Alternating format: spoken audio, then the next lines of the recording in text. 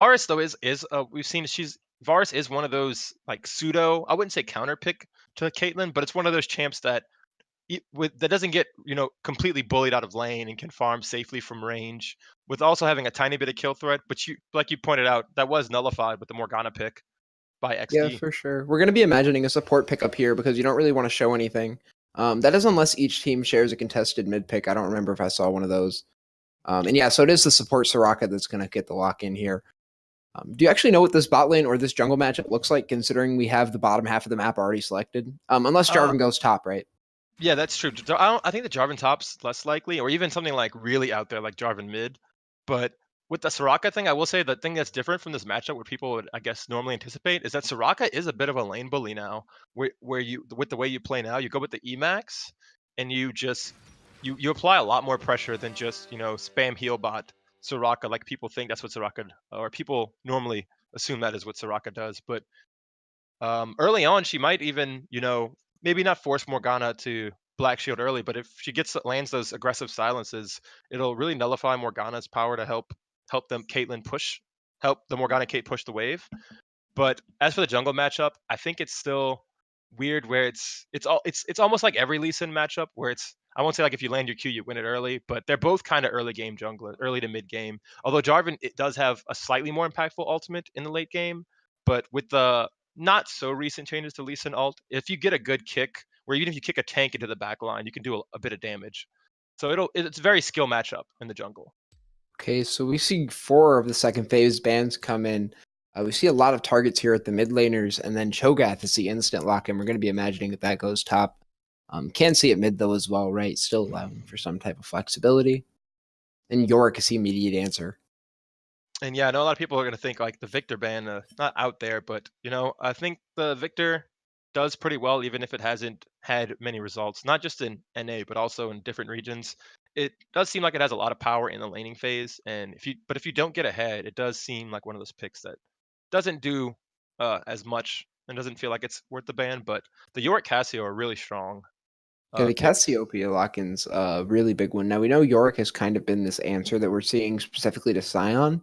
I do think it's a decent pick. I'm not exactly sure how it works out, especially when we start to talk about like I guess this is Plat Diamond, so this is actually totally possible that it works out that way. Now Cassiopeia is weird. Do you actually want to tell us a little bit about the changes to her on this patch? I think the changes were to incentivize not going for the really not intended build, or Riot's not intended build of maxing Q first So for for that those of long us who range poke. don't know, what were the changes just first off? Um, I I believe the changes weren't. I think the changes were just like some hits to the mana cost on it and maybe the cooldown, but I'm not quite sure it was much more than that. But I think the bigger changes are maybe some of the mana and cooldowns to the W, because I think she was also maxing that second in an effort to wave clear, and they really want the is it miasma? Yeah, the miasma to only really be for stopping, for grounding champions and stopping their dashing engages. They didn't really want it to be used as a wave clear tool. And I think that's the biggest difference we might see stopping today. their dashing engages. They didn't Yeah, really and want it it to definitely be does a good used job for of the stopping. grounding, so you don't want I to think see that's it the biggest used difference too we might overtly. stopping And to their round dashing off this, we're going to see engages. Orianna They didn't locked in really as the want it to answer. be Now, used for Orianna stopping can their outrange grounding, so you don't want to see Cassiopeia, that actually grounding stays too outside of the overtly. miasma And to zone. round off this, And if miasma lands on her, she's not too on dashes like other champions, so it's not as miasma damage, but it still can be right. Yeah, Dashes like other I still champions, think it's so really it's not as weird that even though Cassio's a late game champ, I think that she's favored early in the lane, like just in trading. So with Orianna, you really don't want to trade with Cassio, because if she just lands like the 1Q, she can still chunk you with the Twin Fangs. But I agree with you. It helps that once she hits 6 though, as Orianna, you kind of maybe not have control of the lane, but you don't have to worry about getting all in without jungler assistance, because you do stay out of the range of her ultimate, and your ultimate has a tiny bit more range that you can threaten her with. Yeah, it's going to be a range game here. I kind of call this like boxing in the mid lane. We see this done by ADCs too with their auto attacks occasionally. Something Varus is going to have to do into the Caitlyn. This is where he's going to be forced to land 2 or 3 auto attacks, which will kind of match her 2 or 3, right? As long as he's able to land an ability afterwards. Definitely a small zone. Yeah, and and you said there's also a bit of more not they're a bit nuanced too with the Varus Caitlyn, whereas you don't want to trade auto actually using the brush, unless you're for whatever reason procking like the last stacks of your blight passive. But otherwise, I agree with you completely. You want to just if you do go into auto, you want to make sure you get off the one or two more than she does, and then back out before they have a chance to turn the tables on you. Yeah, and that blight damage is actually ability power, which might kind of surprise people, right? Mainly because Morgana here is the support. Yeah, I'm also curious, as you said, since it is ability power, if Varus is going to go for Q max or W max, and then go um, for the Rage Blade first, which isn't very strong, but it will help you will help you pop the Black Shield a lot earlier than if you were to go for like an AD first item. Well, see, I think that a lot of times you don't even want to be dealing damage into the Black That's Shield. fair. It's just kind of the thought process, right? You'd rather just be dealing flat AD, especially because the AD build's pretty strong right now. But honestly, 9.3 is kind of uncharted territory, which means that we're not exactly sure if Varus should be building crit, if Varus should be building this type of like Rage Blade style build. Right. Time will tell for sure. But yeah, This game we see lethal tempo. Actually, that's different. Yeah, it's what do you? Let me go see what do you usually run on the Varus? I feel like that is what he normally runs, but I could be wrong. Yes, like I'm it's not sure. definitely an I option. haven't played to take, and Varus it works too well. much. It synergizes pretty well with his passive, right? His passive, for people who don't know, is when you kill a minion or a champion, you gain attack speed for I think it's 3 seconds or 6 seconds, depending on if it's a champion or a minion.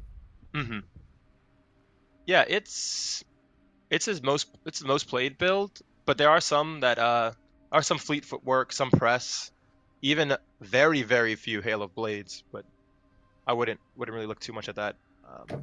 Also some Comet for if you want to go for that lane bully, but it really loses its power after laning phase. Well, I mean, if that's what you want, you should just play Misfortune. Right, exactly.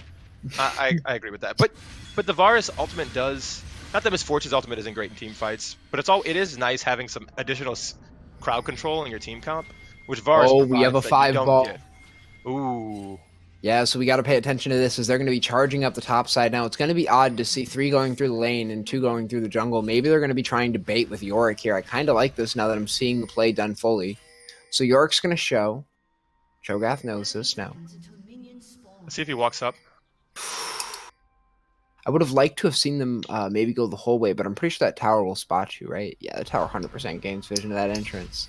So there's no option there. Yeah, they couldn't go for a cheeky behind route. Yep, definitely not worth it to commit flash either. Unfortunately, that's just going to result in their jungle getting warded up like a Christmas tree, as we can see 3 red wards down in the bot side now. They're going to know Lee Sin starts walking this way, finishes walking this way. Feels good. Yeah, I'm not sure what the intention of that invade was. Like you said, if they were trying to go for a kill, maybe they could have slow played it a tiny bit. Oh.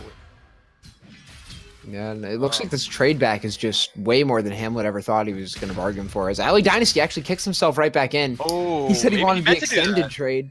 Yeah, you say maybe he meant to do that, but here comes the Cho'Gath. As Cho'Gath is going to hit him down with the hate spikes. That's going to force out a flash, but now Hamlet's stuck. Maybe he really did. Cassiopeia is going to go forward, just going to take a Twin Fangs. The heal comes out. That's going to be enough.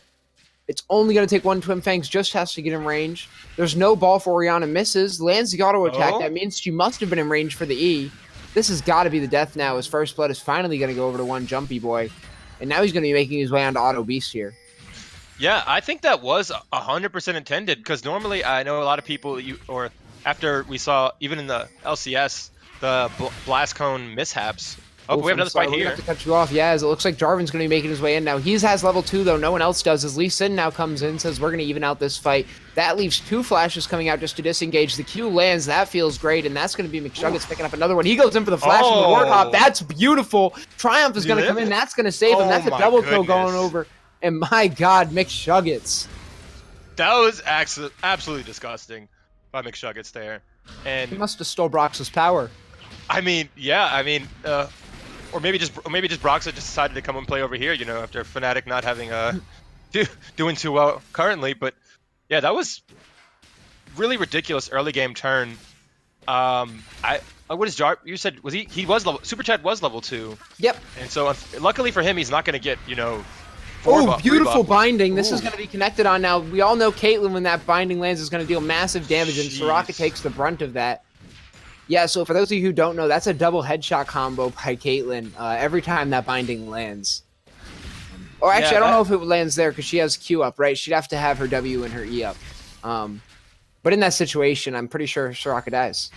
Yeah, she actually did have the trap up, and I don't think it's a double headshot, but I think you're right. Where maybe later when she does get a little bit more attack speed, I think she will be able to get the double headshot on that. But I'm not too the way sure. that it works is you trap them and then you E them, and you do this where you cancel the Oh, you're saying animation with for the E? placing Yeah, the trap with the E, and that's a free double headshot. Yeah. Okay, so you're some saying she doesn't Rebound need the net? bindings. Yeah. So she doesn't have the net yet, so she can't do that currently. Yeah, I teach that to my high school kids. They really enjoy dealing massive amounts of damage for no reason.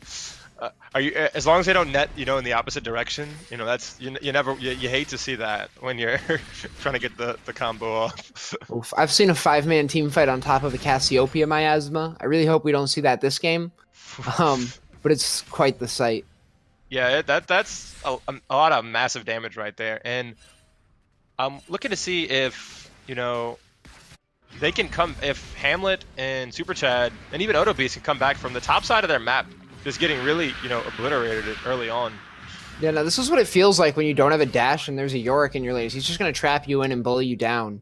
This is all happening pre-6. Actually, really nice place there by the Auto. That's going to keep him alive. Yeah, I was surprised he made it out of there, honestly. Good. Luckily for him, he didn't have to blow his teleport, so he does have that to get back in the lane, which he will need to. I don't think it's worth him staying in his lane, being as low as he is, because one more bad trade, and I think he doesn't have flash from the early skirmishes, so I don't think it's wise for him to stay. Like your life's not worth a few CS. Yeah, it's definitely a low position to stay in. It's definitely a lot of disrespect towards your laner. I think it's not so bad given that Lee Sin's now running towards the bot side, but they don't actually have the intel to know that his camps are all clear except for this Krog in the bottom right. Like, they don't actually know this. So you can't give him credit for that play. As we see Soraka taking even more damage. Yeah, it's a bit of a knife's edge when you're playing at. Oh, I think their gang's coming bot lane.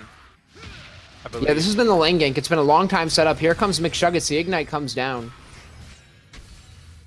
And the Spectator missed it earlier, but they did blow both flashes in the bot lane. So yeah, McShuggets is just Mick everywhere right now. Yeah, he's definitely making his rounds, and I feel like this is what you want to be doing on Lee Sin. The issue is, if he does take all the kills, he's eventually going to fall off, and we're really going to have to see if he can try to transfer some of this lead over to his lanes. Also, though, if he ends up 4-0, right, 4-0, 6-0, it'll end up being pretty irrelevant. Yeah, I think even if he does get a couple more kills, if he does get that early cleaver, he basically just is a third carry during the mid-game. And then he can just build tank from there and still just have a massive impact in the team fights. But one jumpy boy did get ahead, in that he's the only person who actually has 100% kill participation, with the early game fighting in the river. Oh, here comes Chad, though. Only level 4 into the level 6 on Yorick. Yorick's actually totally capable of turning this. As we see, Chad's going to take the brunt of the damage. That's going to bring him down below half. Flag and drag in. That's only going to be used on the Maiden, and it looks like we're not even going to be able to get a feast out of Otto because he doesn't even have level 6. Dynasty. Oof. Yeah, I think Super Chad just came. I think it's something I'm glad. I think it's underrated by junglers. Coming up to help your laner, just fix the wave so you can push out and just so you can actually see. This assist might result in a kill on the top side. As it looks like the bot side, we have a second fight going on, and that's going to be Alpha the Giant going down. Ooh. Finally, the Flying Dutchman's able to get that. The heal almost denied it. Sorry to call that one a little bit early. Astra's showing really fast fingers. But yeah, also, like you said in the top lane before we got swapped over, Auto Beast did blow Ali's flash, so that's a good turnaround for him for how behind he was in this lane. And he's going to teleport right back. This is a big mistake. Oh, you shouldn't teleport right back in front of the Cho'Gath. It doesn't look like he actually takes damage. I'm sorry, his hate spikes must have been out. Yeah, I'm not going to go and say that was necessarily a calculated moment, but the Cho'Gath is kind of low on mana, and he knows he was just trying to push the wave in. So it wasn't as fair, risky. The mana too. Okay, no, I got afraid for no reason. But you're right, though, that normally you don't want to do that now, especially now that you can't cancel teleports. Not that you would want to cancel that, because then that'd be even a bigger waste. Yeah, as another binding lands. Ooh. Oh my god. Drops is just sniping them all over the place. Yeah, it's ironic given that his partner has the sniper rifle, right? And here we go. This is the Yorick. He's going to land another E, and that's going to force out Otto's flash. Those minions are still going to jump at you. Yeah, I'm not sure why. Like, speaking of the top laner just playing disrespectfully, I'm not sure why he stayed in the lane that long. When he already has the wave pushed in, he might as well just recalled and, you know, teleported back in the lane. But now he's trying to first back on Rod of Ages. He hasn't bought items.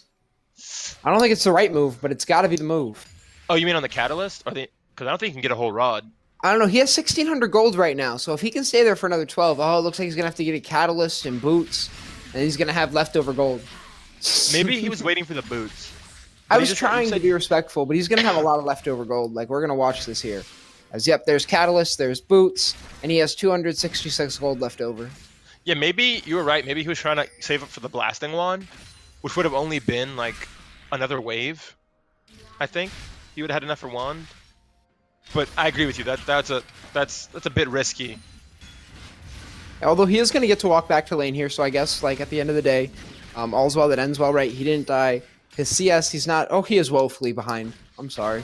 Yeah, but he does have teleport advantage, though, which I'm not sure what that's worth, and I think he was always going to be behind. You know, you may not be sure what teleport advantage is worth, but I can guarantee you it's not worth 25 CS. That's fair, but here comes out the maiden. We have another binding in the bot side. This is where the camera doesn't even know where to go. It's going back and forth. Otto looks like he might die, but he's going to get away. The slow came into Ali. Ali doesn't have a single minion up, and they are going to jump in. He gives up his life for that kill. And I guess that's what happens when you sit in lane with low health bars for that long and you just haven't got one. Yeah, I think he might get lucky, and the wave will freeze in front of his turret, and he can teleport back and not miss too many minions for Otto, but...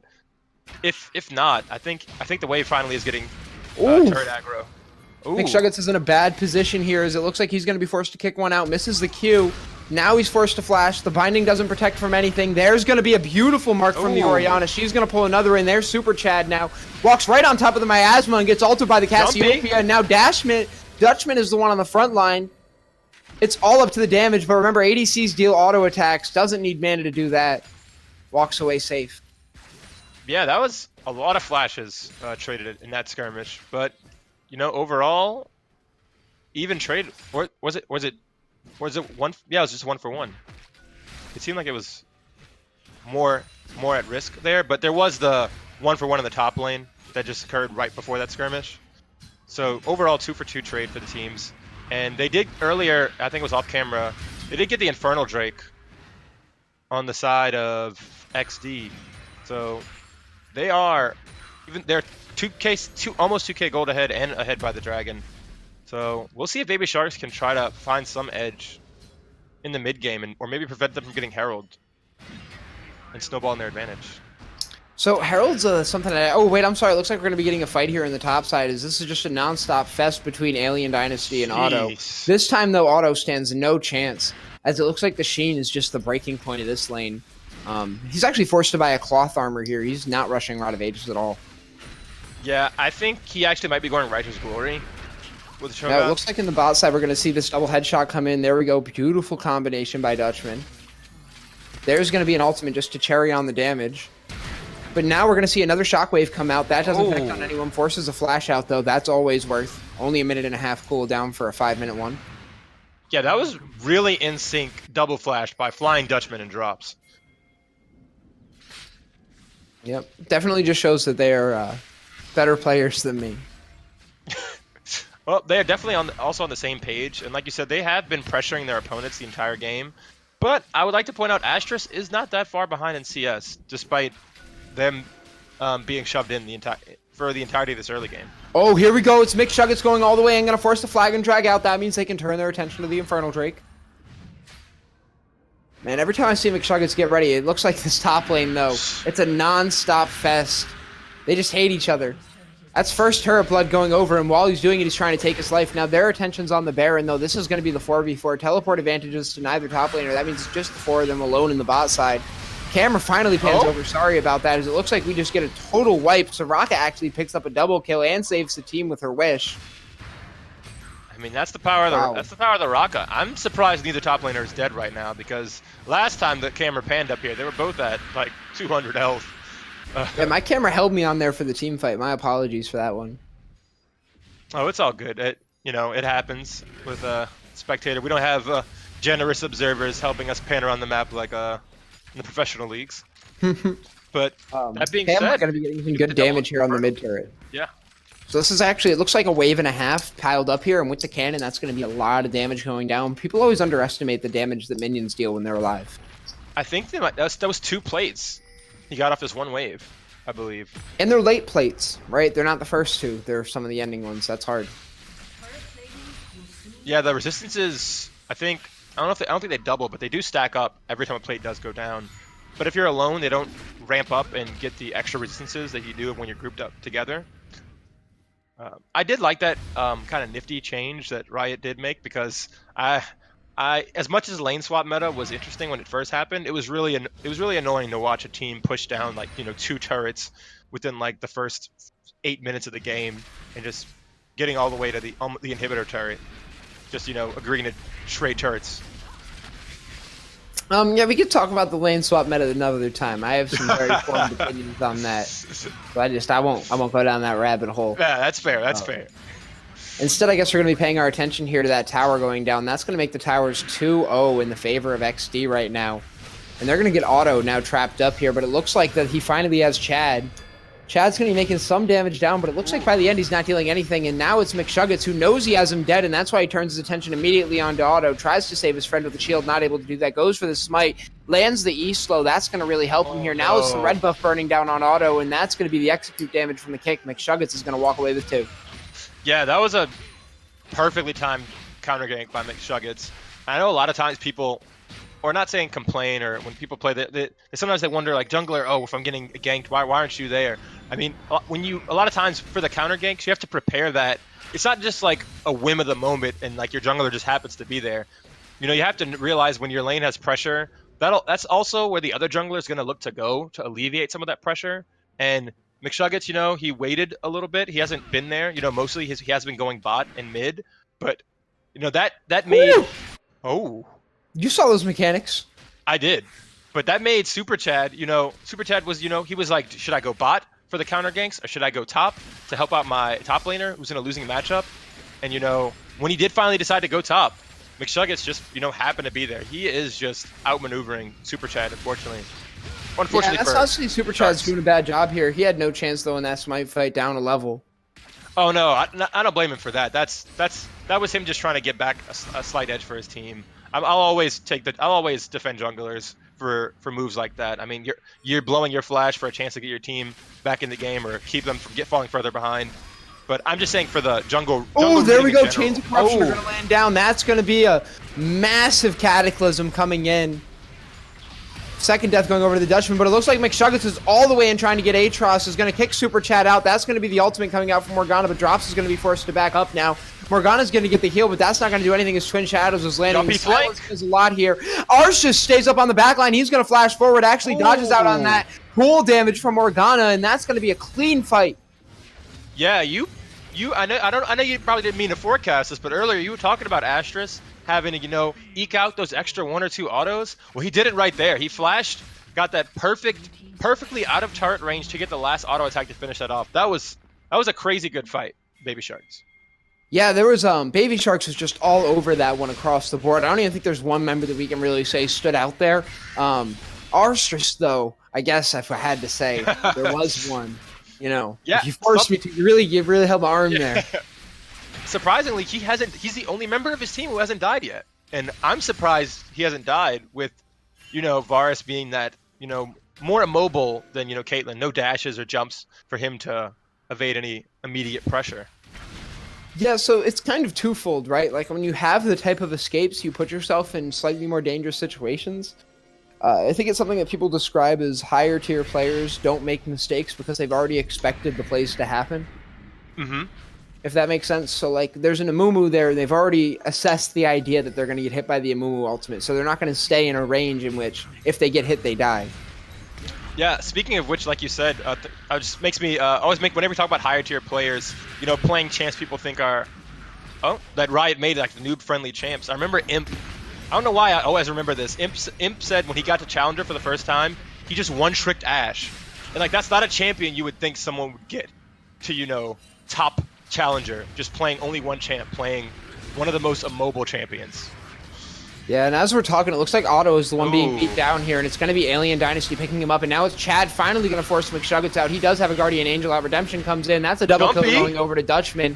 Here we go, all the way in his McShuggets. He wants to use that Guardian Angel, and he wants to use it right now. They're going to try to route themselves, but there's Vision. There's a binding. That's going to land. It doesn't matter that Dutchman goes wide with the Q. Cataclysm comes down, though. I guess it might have mattered at the end of the day. Actually, they're going to land the damage. That's only going to be a Zonia's coming out of drop. Drop's going to land that Dark Binding onto Orianna. She's going to try to shield herself, but that's not enough. And while that's all happening, you're right. Alien is just in the base telling you, even if you won that fight, you lose the game. Gosh. That's the power of the Yorick. Yeah, I was going to say, they, you know what I don't think we'll see next game? It's a Yorick.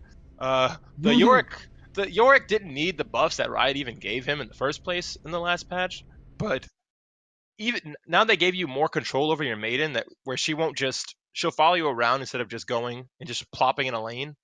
So you can actually keep her alive longer. And right there, we saw that that auto beast didn't change chance in the 1v1. So with that maiden never dying and Yorick just running past the inhibitor and just really walloping on all their turrets at the time it took their team to do a dragon fight. Like that was crazy. Yeah, if I had to draw our attention to one thing, it's the fact that Otto actually finished a Frozen Heart and sat on his Catalyst, never built the Rod of Ages. That was the type of lane that he was into. He finishes at 86 CS. That's below the Jarvan. Yeah, that puts him well below anyone's gold in the game. That was just Alien Dynasty showing us a clinic on Yorick at the end of the day. Really powerful champion. I actually know him for his level 2 power spike. Alien showed us the level 4 power spike today. Yeah, Yorick is, like they said, he's actually I don't even, despite how strong he is, he doesn't surprisingly sees not as much play as you'd think he would for how strong he is in solo queue. But yeah, like you said, Alien with a lot of practice on that champion for sure. Now, I'm really hoping that for game 2, we don't get this type of game here, because it looked like it could have been exciting, you know, given the bottom half of the map. And then in the top side, I guess that it was just such a stomp that he really wanted to show us you can carry in this meta. I mean, this is, even though they did, I would say this is probably the closest sub 20 game you'll ever see. Like at least, yeah. Like I don't like, aside from the top lane, like if the top lane didn't exist, which is sometimes almost, you know, for baby sharks, maybe they wish it didn't. If it didn't exist, this game would probably have been almost even, you know. So hopefully, even though it is fun to watch York wallop on turrets with the maiden and run past turrets, hopefully we'll see, like you said, you know, probably won't see York next game. Maybe we'll see a little bit closer game all around the map, aside from just, you know. Well, to find out what we're going to see next game, you'd have to stay here with us. A reminder, we're going to be taking a short break, and we're going to come right back. I wouldn't imagine more than 5 or 10 minutes. The players are already in the lobby and setting it up. I think we're just missing one, and he should have just got here right now. So we'll be back. Remember, this is the Prophecy Cup. I'm Sit Straight. This is Jammernaut.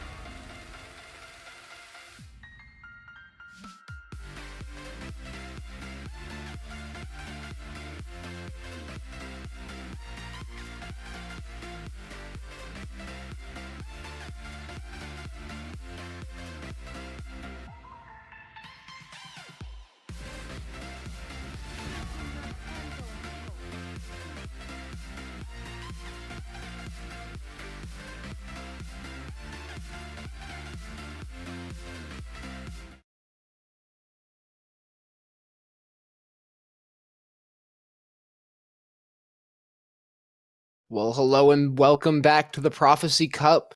We have Baby Shark versus EcksDee Gaming, and EcksDee Gaming put on a total clinic in the top lane last game. And some pretty good play elsewhere, right? Ended in 18 minutes. Yeah, I almost wanted to give. I mean, I know if we did a player of the game for the series, I wanted to give it to McShuggets, but I mean, I don't think you can really give it to anyone besides Alien after, like you said, that complete dismantling of the top lane he did this game. Even in the level 1, I mean, was kind of, even though his team did collapse to help him with level 1, but like you said, it was just really all him. At least a main turning point in the game. Yeah, and we already see the Yorick ban coming out from Baby Shark. They just don't want to deal with that. I think we all understand how that goes. Yeah, Silas too. I believe Silas was banned last game as well. I know the Heimerdinger was. I think that's a pocket pick for. It might even be. I don't know if it was Alien or the mid laner who really plays a lot of that Heimerdinger, but or not Alien. I can't see on the zoomed in screen very well. But yeah, we got the Morgana ban coming in too. Morgana Drops was landing a lot of bindings last game. Yeah, the bindings were absolutely ridiculous last game. They actually terrified me by a point. I was just like, I'm seeing them during our second game. I don't think he missed a single one when the camera was on him. No, maybe he's a spotlight player, but it looks like Caitlyn's actually going to be the lock-in here. First pick for Baby Shark. Yeah, so that's officially locked in now. Do you think EcksDee will go back and grab the Varus like they did last time? No, it looks like they're actually going to hover Ashe. I think that this could be an answer. Ashe works pretty well. I think without Morgana, you're definitely in... I don't know why you'd ban Morgana if you're going to pick Caitlyn. Oh.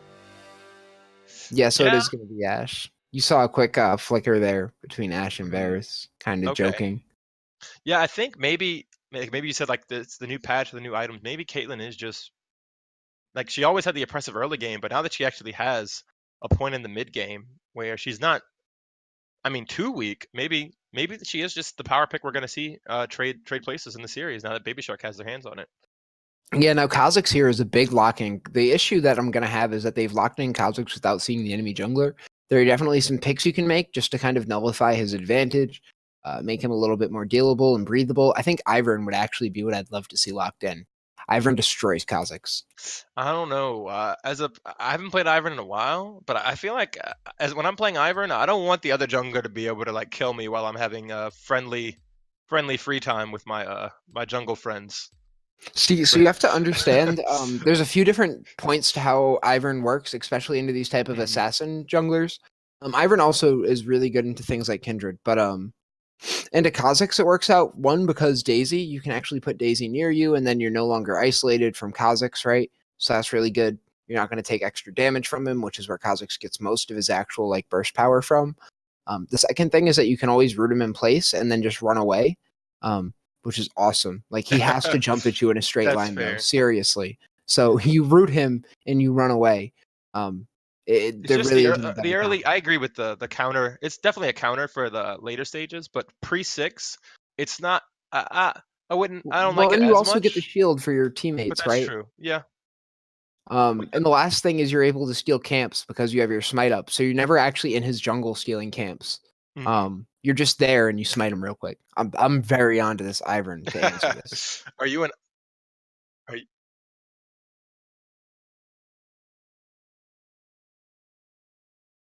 It's okay. Okay, we have the Zyra and Kennen lock-ins, which are interesting to me because it's like you said, I don't think they matched picks. So yeah, it's definitely going to be a bit weird here. Seeing Kennen with Jarvan, mainly because Jarvan's going to keep people in his Cataclysm. Oh, sorry. So the spectator's been updated. That makes a bit more sense. Okay, yeah. Thresh Scion feels like what should definitely be going down here. Scion's a really strong top lane pick. Like we were talking about earlier, the answer to this tends to be Urgot. And Thresh, we all know Thresh. Yeah, the Swiss Army knife support. Even though he has been toned down in recent years and patches, he hasn't really had. I don't think he's got any significant buffs. But like you said, he's just such a useful champion that like, as long as the player's on it and your team, as long as a good player is using him and your team is good at playing around him, Thresh is just always useful and always impactful. Yeah, he could deal no damage and be meta in some situations. Yeah, Like, exactly. it'll be a good pick. So Kennen eventually is locked in with the Jarvan. I still think that there's a bit of anti-synergy going on there, especially with the Scion too. Jarvan's just, I think, the wrong pickup here. We're really going to hope that's another bug, but I honestly just don't think that it is. No. The bug's on EcksDee Gaming. But back to what you were saying. I don't know. I kind of like the Kennen Jarvan. It's a little awkward with the Scion, but if Scion starts it up, then you can just make the Thunderdome. And yeah, it's not. I agree with you that Camille. You would.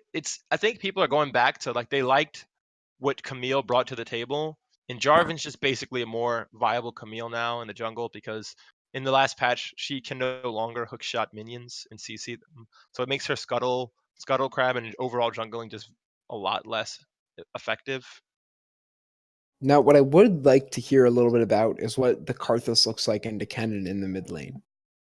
I mean, I think that's a top. Okay, you're right. It's a mid lane cannon. That is, I agree with you. The mid lane part of the cannon's weird. I don't know why I thought it was going top. I mean, it could be a top. It could be a top cannon mid lane Scion, which makes more sense to me. But I don't know. I'm if a that's what big we're fan of actually mid lane Scion, especially into picks where they're going to be shoving you in a lot of the time. Mm-hmm. If you're into assassin picks, it's not so good, right? So Scion would definitely be fine going mid against Ooh, we see the Karthus. Aftershock, which did see play today in the LCS. And that's the first I've seen of the Aftershock cannon. But Well, it's yeah, a really easy equation. See, Aftershock gives you resistances, and you build damage. Oh, I like it. That I don't think equals anything's wrong broken. with it. I think it's really cool. No, it's not really cool. It's broken, my boy. I think. Well, I would I should say get a Jack Salt. with Aftershock on the current state it's in, it's fine until after they fix Conqueror. Then I think it'll be okay. They both will need to take a bit of a hit. But like you said, I will say it is odd drafting Jarvan Kennen into a Zyra. I mean, But yeah, with you the didn't know about Scion. you didn't know about the Karthus, but if you want to make a giant AoE dome, the best way to counter said AoE dome is with a Karthus and a Zyra. So I'm not really sure how the team fights are going to play out, but I think it'll be difficult for Baby Sharks to get the edge if those flares. If EcksDee does, sit back and play properly and don't play over aggressive and just peel the engage, and I think they actually win.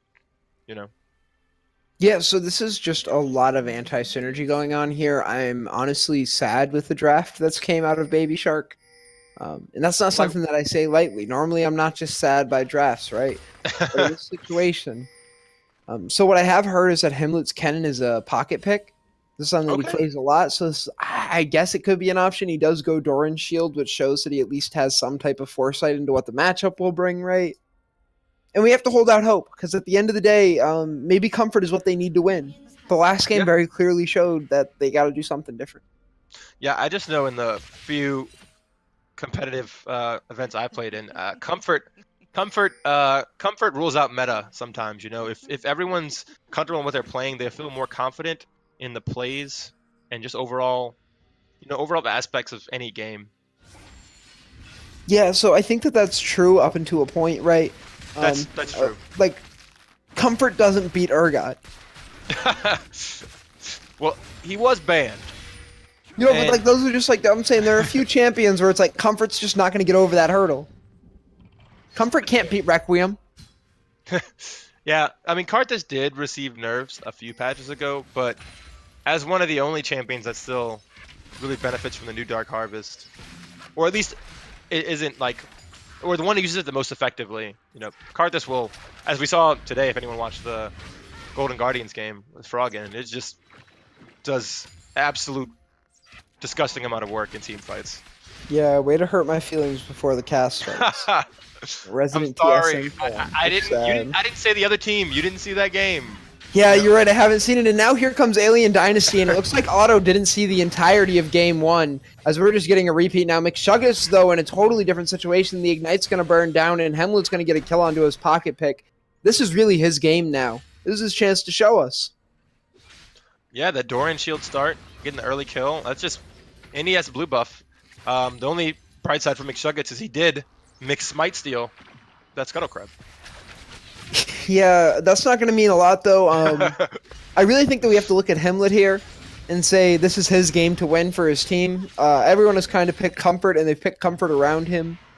I think Caitlyn's the only real other damage dealer that they have in the composition, right? Like, now that he has blue buff early in the game, that gives energy. This is great. Alien Dynasty now getting ganked on 2 by Chad. That's actually going to force him out. Really clean escape by Alien Dynasty. Not even blowing any summoners. Oh, I do know Alien Dynasty. The last time I casted this man, he was playing with one Jumpy Boy as well, and he carried on Riven. I mean, he carried. Like, he literally ran into a 1v3 and killed everybody. I mean, I believe it. I mean, I saw that after that Yorick game, I believe anything Alien plays. I mean, that was just ridiculous. But yeah, no, it started to click. This is gonna be another one of those. Oh my God, they have to gank the top lane more. I mean, it's 3 minutes and 40 seconds in. Super Chad was there. I mean, yeah, that's what I'm saying. He might go again after he gets his blue. He had better. He's 4 minutes in and he hasn't ganked twice. He has ganked twice. He got the kill in the mid lane or the scuttle collapse. Oh no, I mean ganked top twice. Oh, you're You have to put Alien Dynasty all the way behind. I'm telling you, this Riven will absolutely destroy anything in its path. I mean, Caitlyn stands a chance if she went like Grasp of the Undying. Yeah, I don't know if this is a lane you want to grasp it, but I do remember. Oh, it's not for the lane. It's for dealing with the Riven late game. I'm telling you, that's the only way she survives that, and that's not even what you want to go here because you'll lose the lane. You're right. But maybe if I mean, I'm not saying to stop the Riven, but like you said earlier, that this is kind of a 2 damage comp with Hamlet and Asterisk going to be the ones forced to the majority of the damage. I think this is a game where you have to break out the full damage, Jarvan, where yeah, you might get popped, but you got to make. I mean, like you said, the Jarvan pick kind of out there for this team, but if you're going to pick that, you have to build damage, I think, in this situation. Like, you just have to. Yeah, I feel like you can definitely get away with it. I mean, we do see he goes 3 long swords, right? Andy's taken Electrocute. He hasn't taken Predator, so that means he is aiming to deal the damage. A lot of slam dunks. Yeah, that triple, so maybe like you said, he's gonna go try to keep Alien Dynasty down. Right here, we see this, right? Ooh. So McShuggets is actually gonna spot Chad coming in here now. Ostrus is super low. Chad's gonna take a lot of isolation damage. Does get the flag and drag. That's gonna be McShuggets. Save the jump to get out. There we go. It's gonna be a connection by the snare, but that's not gonna be anything to kill Ostrus, who's just staying in lane to get up this experience. You want to tell me how greedy this feels? Ooh, that was. I don't know.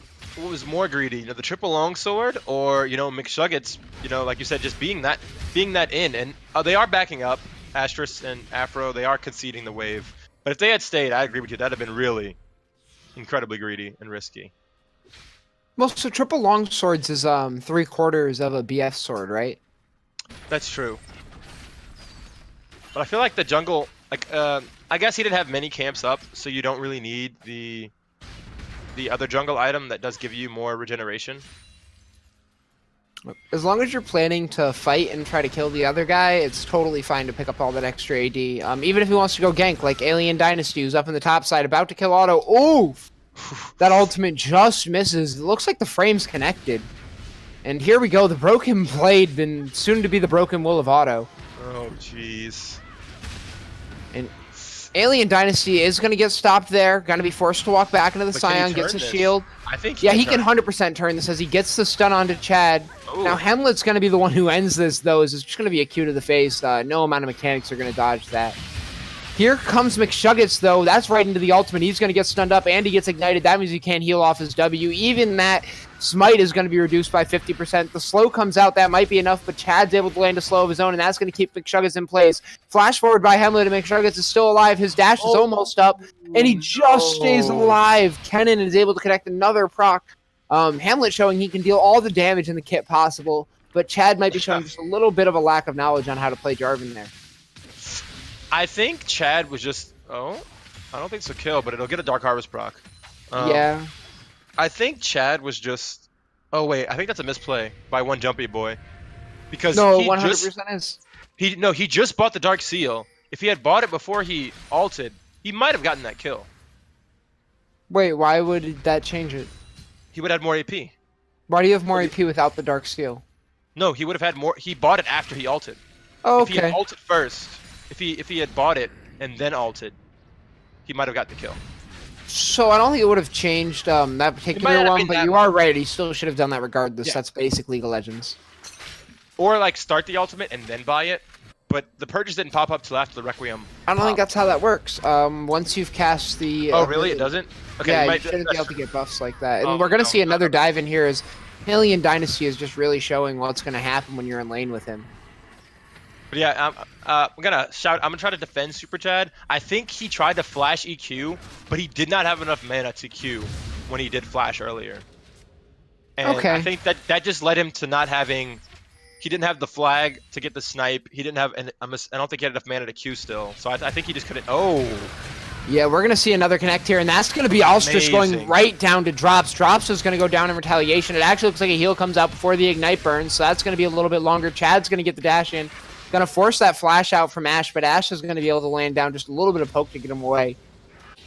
Yeah, it's the power of the Cataclysm there. yeah, but that was a really. I don't know about you, but I got flashbacks to Season 3 LCS with Sneaky Lemon with that Ashe Zyra bot lane. It's just you land the arrow and then they're just dead. Like you're guaranteed a kill or a double kill. Like it's a classic, and I do love seeing it come out here. Yeah, the classics always feel the best, right? Isn't that just kind of how it always has to be? Yeah, like a Riven solo carrying a game. We might see that come today, but you know, Hamlet is did get a couple kills, did get that finished proto belt, so maybe we'll see if he can try to, you know, carry these later fights like you said. And Super Chat to go with the early Tiamat though. And it looks like he's going to be able to dash right out of there. And even though Otto's getting some good damage down, it's not going to be enough. He is walking the wrong way, though. Would have liked to have seen one Jumpy Boy tell him that. I guess he does inevitably, though, and that's going to be Alien Dynasty getting out. Yeah, I mean, I think it was still fine, even though the dive didn't work out, because he is advantaged and up almost 30 CS. And does have a teleport coming up soon. So, wow, they're taking the dragon here. Do you think they have a chance to stop this? I don't know. The Scion teleport's not up. Oh, it looks like we do get a lantern in. Hamlet. Oh, they're actually going to just go back out of respect. They do have the gold lead here, but when you're only up by 400 and you're down kills, you really can't feel it. Yeah, I think no, they are. Oh, Oh, Ashe Arrow Ashe connects. Arrow. That's going to be long range. That's going to be the snare Ooh. from Drops. That's a lot of damage landing onto Alstrus. Only going to take one more. The plant autos come in, but that's not going to be enough to seal the deal here. Requiem connects. That's going to deal the damage, but actually gets stopped mid-channel. stop? Beautiful play by Hamlet. That's not going to kill Alstrus in the bot lane That's now. disgusting. That's insane by Hamlet. Like to have the presence of mind to know to okay, I gotta run under. I can take this tower. I need to run under and save my team. Because before that I was gonna compliment Drops on how perfectly calculated his engage was because he purposely didn't ultimate. Wait, we get another flag and drag coming out here, and that means that Chad's all the way in. He's actually going to kill Drops now. Dutchman's landing a lot of damage on the side, but it looks like that Poke landed. killing Smite's going to be enough. Yeah, that's what helps kill in that death sentence, and that's going to be a flag and drag. Does kill Thresh, though, on the back end. That's a double kill going over to Super Chad, and because he's dealing damage, that might be impactful. Yeah, that's Super Chad with the Super Chad Jarvan build. I think he's just, you know, made another reason why he should just keep going for it. I mean, he's been a part of every single kill on his team so far, and he does even have the largest, almost has the largest bounty in the game. Only one as higher is Hamlet. But yeah, that was. No, sorry. No, you're fine. That's my favorite. You got it. So tell me what's going on here in the top lane then. Otto is doing his best to just farm, just graciously lose, as opposed to what he did last time on the Cho'Gath, where I think he tried to greed for CS too much. And even though he is getting shoved in, and Alien Dynasty is always threatening a dive at any moment, at least he is being impactful by not getting his turret. He still has his turret up, only lost a couple of plates, and he hasn't died since the first dive. I think that's a really underrated aspect, even though he is really behind in this lane. Yeah, no, I thought that it would be Hamlet who's carrying this game, but it actually looks like it's Super Chad who's doing the bulk of the lifting. Really like, it's ironic, he really hasn't been in the mid lane too often, especially into the Karthus. I mean, you really can't do anything against or I won't say you can't do anything against the Karthus, but if Karthus is playing back that safe, I think it's really tough to execute a dive. Like, diving Karthus and getting double killed and getting the kill isn't where you want to be as the Jarvan. I think he's having a lot of impact counter ganking the bot lane, and I say counter ganking, it's actually just ganking because they really need the help when they keep getting caught up by these Ash arrows. Yeah, the Ash arrows are connecting pretty consistently here. I think that's something where if you just play Ash and solo queue and you kind of, have the knack to throw them out there, you'll get really good at it. Speaking of the knack, there it is again, and that's going to connect. Ostrus is getting burned down, beaten up, and knocked up in the back line. But as I say that, it's actually Dutchman who's getting the exact same treatment from the jungler on the other side. Here comes Alien Dynasty, though. He's going to be jumping in, dipping in. Actually cancels that auto animation. The ultimate's going to come out, but the death sentence does land. Requiem is connecting. That's only going to kill Thresh, though. Jarvan escapes with just a little bit of HP. And that Q out of Hemlet deals so much damage. Yeah, that has to be a Q max cannon. I mean, like you said, but even though you think you'd be going for the W with the Aftershock, that way you can more reliably proc the Aftershock with having it off cooldown more often. But yeah, that was a great turnaround for Baby Sharks. Man, McShuggets was getting big, but it looks like Hemlet just raises the ante and gets bigger. Chad doesn't actually get hit by any of those Qs from Karthus. And he's just getting angry. Oh, wow, Kennen does get hit by one. That's a big chunk of damage. Good play by McShuggets to get out. And Hemlet is back on the chase here. He wants blood. Oh god, so I'm sorry, my Color Caster's client actually crashed during that last team fight, so it looks like I'm going to be going solo for a little bit here. If you hear anything that interests you, feel free to jump in, because I'm sure you can imagine with how detailed I call these fights. Yeah, how do I get back to the live? Because it's not letting me... Oh wait, I think you hit plus a bunch. Or you hit the red button. Oh. Oh wait, that means recording, my bad, don't hit the red button. It looks like is that a skip to live? That's weird. Okay, nope. I'm back. You weren't supposed to tell them. You were supposed to tell them that I casted the fight perfectly, with my perfectly timed oohs and ahs, without seeing anything happen. Well, Alien Dynasty gets the first blood turret there. He's actually going to cancel Otto's Q. Remember, that means that it should be up really soon. It's up right now. Yeah, 100%. Decimating Smash comes down, but that one doesn't connect. Now it's on a 9-second cooldown, and this is Alien Dynasty time to kill Otto.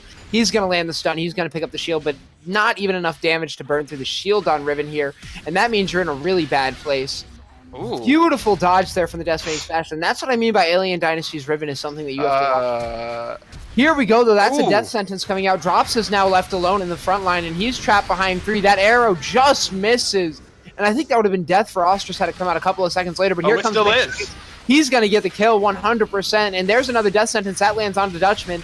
But now the Flag and Drag and the Cataclysm come down. McShuggets is invisible, and he's just tracking, waiting for the second for them to be isolated, and now he's going to get the damage onto Alfro. The Lantern's taken by Super Chad, and one Jumpy Boy just flashes in. He's sick of all this noise, and he wants some kills. There's the shutdown goal going over, and some nice Dark Harvest stacks. Even though they didn't turn around that fight, I want to give a shout out to Afro the Giant, because that was really sick what he did at the end of the fight, where he still walked he was at the perfect distance to land the hook from the other side of the lane without taking the turret aggro, and they almost were able to at least turn around and get the kill on McShuggets, but unfortunately for them, despite dodging the Ash Arrow and a couple other crucial CCs, they did lose that exchange. Yeah, and they lost it pretty hard, let's be honest. But they're only down 1k almost 1k right now. I'm surprised that they don't have a bigger lead, but they do have the kill lead. Yeah, and I mean, the kill lead is it's really just on this Kennen and this Jarvan. If you're able to isolate and stop both of these threats. So well, we'll say the first thing, to deal with Kennen, all you need to do is buy an adaptive helm. Does that stop the multiple procs on the Slicing Maelstrom count for him? Mm-hmm. Okay. Yeah, it's interesting. I didn't know that, because it's I know there's a lot of not weird things, but each Syndra ball counts as a different source, so it also is effective against stopping Syndra ultimate. That was the first weird interaction that I heard. But I didn't think about that for the Slicing Maelstrom, but you're right, because it does proc over time. I wonder if it's the same for Fiddlestick's ultimate. Yeah, so it works for most of those. Exactly. Okay. That's what you want to use it for. And into this team, we'll see it for things like the Kennen ultimate, the Kennen Q, because that thing is on a low enough cooldown, I believe. And I don't think the E won't count. That's a sad life. That was another nice dodge by Astrus from the Enchanted Crystal Arrow. But yeah, I think most people when I think Adaptive Helm is one of the most underbuilt items, like you said. Like even though I try to pride myself on always building it when it's applicable, I didn't think to do it for Cannon and Fiddlesticks. Because I know a lot of people, their first thought is like they think of things like dots. Oh, let me see a Oh, fight wow. here. This is going to be a big fight, but it looks like one Jumpy Boy is actually going to be able to escape with his life here, so the Ignite's not going to be enough. Ultimate is up on Karthus if he wants to use it, but he won't get a kill. Wouldn't even get a Dark Harvest stack for it. But yeah, yeah, I don't think you would get a stack for it. But No, yeah, that, there's just a few items and things that you can build to try to deal with these types of champions, I think. The other thing you want to build to try to deal with Jarvan is just like flat armor, right? But you're probably not going to get that out. So I think like a Zhonya's Hourglass would do well for like AP oh, dealers. definitely. Yep, Guardian Angel for Riven. Yeah, I think the final thing about the Adaptive Helm, I think most people only think about building it against stuff like Cassiopeia, where it's like clearly obvious damage over Here time. comes Sion, though. He is sick of these cowards, and they are going to destroy McShuggets. And now it's a 3-man team to guard the Eye of the Herald. Now that takes 40 seconds to despawn, so That's it's going to a be minute, a actually, long time guarding. Is it? Yeah, Well, it's a minute. If 'Cause it's I down in remember, another 30 seconds, you know. Oh, we'll see. Because I remember on the yesterday when Echo Fox didn't grab it, they pointed out they pointed it out after like 20 seconds or so. They said that it is 40 more seconds till it went away. And it looks like we're going to get a fight here. That's going to be drops going down, and in the mid, that's Alien Dynasty going down. Feels really bad. Now the eye's looking every which way. I think it's going to go out in 5 seconds if I'm right. That's why it's, spazzing out if we could pan over to that. And it does disappear. See that? 40 seconds. So was it 40 seconds then? Yep. Okay. That's weird. Then they said 40 seconds, but they said it after like 15 or 20 seconds or so. But They're probably just trying to give the right number, Yeah. but saying it whenever, they had the time to. that's fair. And it looks like That's the arrow is going to go out, and that's just beautiful connection onto Caitlyn. I've seen Ooh. flights that don't connect that perfectly, and unfortunately, McShuggets dives right in on that, thought the airfare was free, and it's really just a one-way trip to the fountain. Please don't trigger me or any of our listeners about flights not leaving or arriving when they're supposed to, because I think that's a lot of people's pet peeves. Oh, that's just how it feels when the arrow connects, man. I mean, you're right. Oh, Death Sentence just thrown out into the bush. Now, if there's a way to let the team know where you are and know that you don't have vision, it's that. But also, Yeah. you can do that with a word in the bush. Give them the exact same signals and have them sit in it. Feels so good. I think he didn't have any wards on him. I think they didn't have any more on the, what is it called? The Remnant of the Aspect. The Wow, upgraded I like the support word item. remnant. Don't be impressed. I did not know the name of that item. I hovered over. I did not have that committed to memory. I try to commit as much as I can about this game to memory, but doesn't always happen. Now we're getting quite the lull in action here. I just don't know if Baby Shark knows what to do with this lead, and it looks like that on the side of EcksDee, they're just going to be trying to stall this out and let the Karthus scale up. Yeah, I agree. I think now with all the turrets that have fallen, Flying Dutchman's Enchanted Crystal Arrow picks. I mean, if he continues to land them, I think it has Baby Sharks a little scared to overextend or overstay without having proper vision. Well, exactly, because he's going to throw those out whenever he gets the chance to. Now, wow, sorry, Thresh finally gets his support item finished 21 minutes into the game. That definitely feels bad. Now, I'm sorry I hyped up Alien Dynasty like I did. I think that he's having flashbacks to the last game where I casted him and he was 15-1 Riven, or whatever ridiculous stat line he had. Now at 1-4, it's beginning to look a little uglier. I mean, he does have that. I was really excited to see how he would perform with the new Spear of Shojin, which is the item that just got into this patch. It's basically a slightly different version of the old pre or post reworked Essence Reaver. Yep. But I don't think, like you said, I think he's too behind. I mean, I'm sure he's still favored in the solo lane against the Scion, but Now they are going to I don't know take how the else it'll stop happen. turret. That means there's only one outer turret left up, and it's on the mid side, and it's for Baby Sharks. They do have the turret lead 4-2 right now, as we can see in the mid lane. They've shoved them in a hefty amount. Yeah, I'll see if they try to get a pick or try to see if they can contest this Infernal, but I don't think they can. They just do it way too fast. Yeah, now the second Infernal Drake going over to EcksDee is definitely going to hurt as they both stand on top of traps. Now here comes Scion going to take out Ali Dynasty. That's going to be the first one to go down. Cataclysm lands, but it's going to be the Caitlyn ultimate, which is able to kill one. And one Jumpy Boy is on the backline trying to deal damage. He does get a Dark Harvest stack off of Alpha, but that doesn't feel nearly as good as it does getting 3 kills. Yeah, Jarvan with the flag Jarvan with the flag in chat that just dunk on the back line that was just stuck in the Kate traps was really just, I would say, the turning point in the fight, but there was no turning point. It was just entirely in Baby Shark's favor. They just got completely eviscerated. Eviscerated is definitely the word I would use. Now we do have a control ward come down, and they are going to clear that away. This Baron's going down fast, but not as fast as you'd like.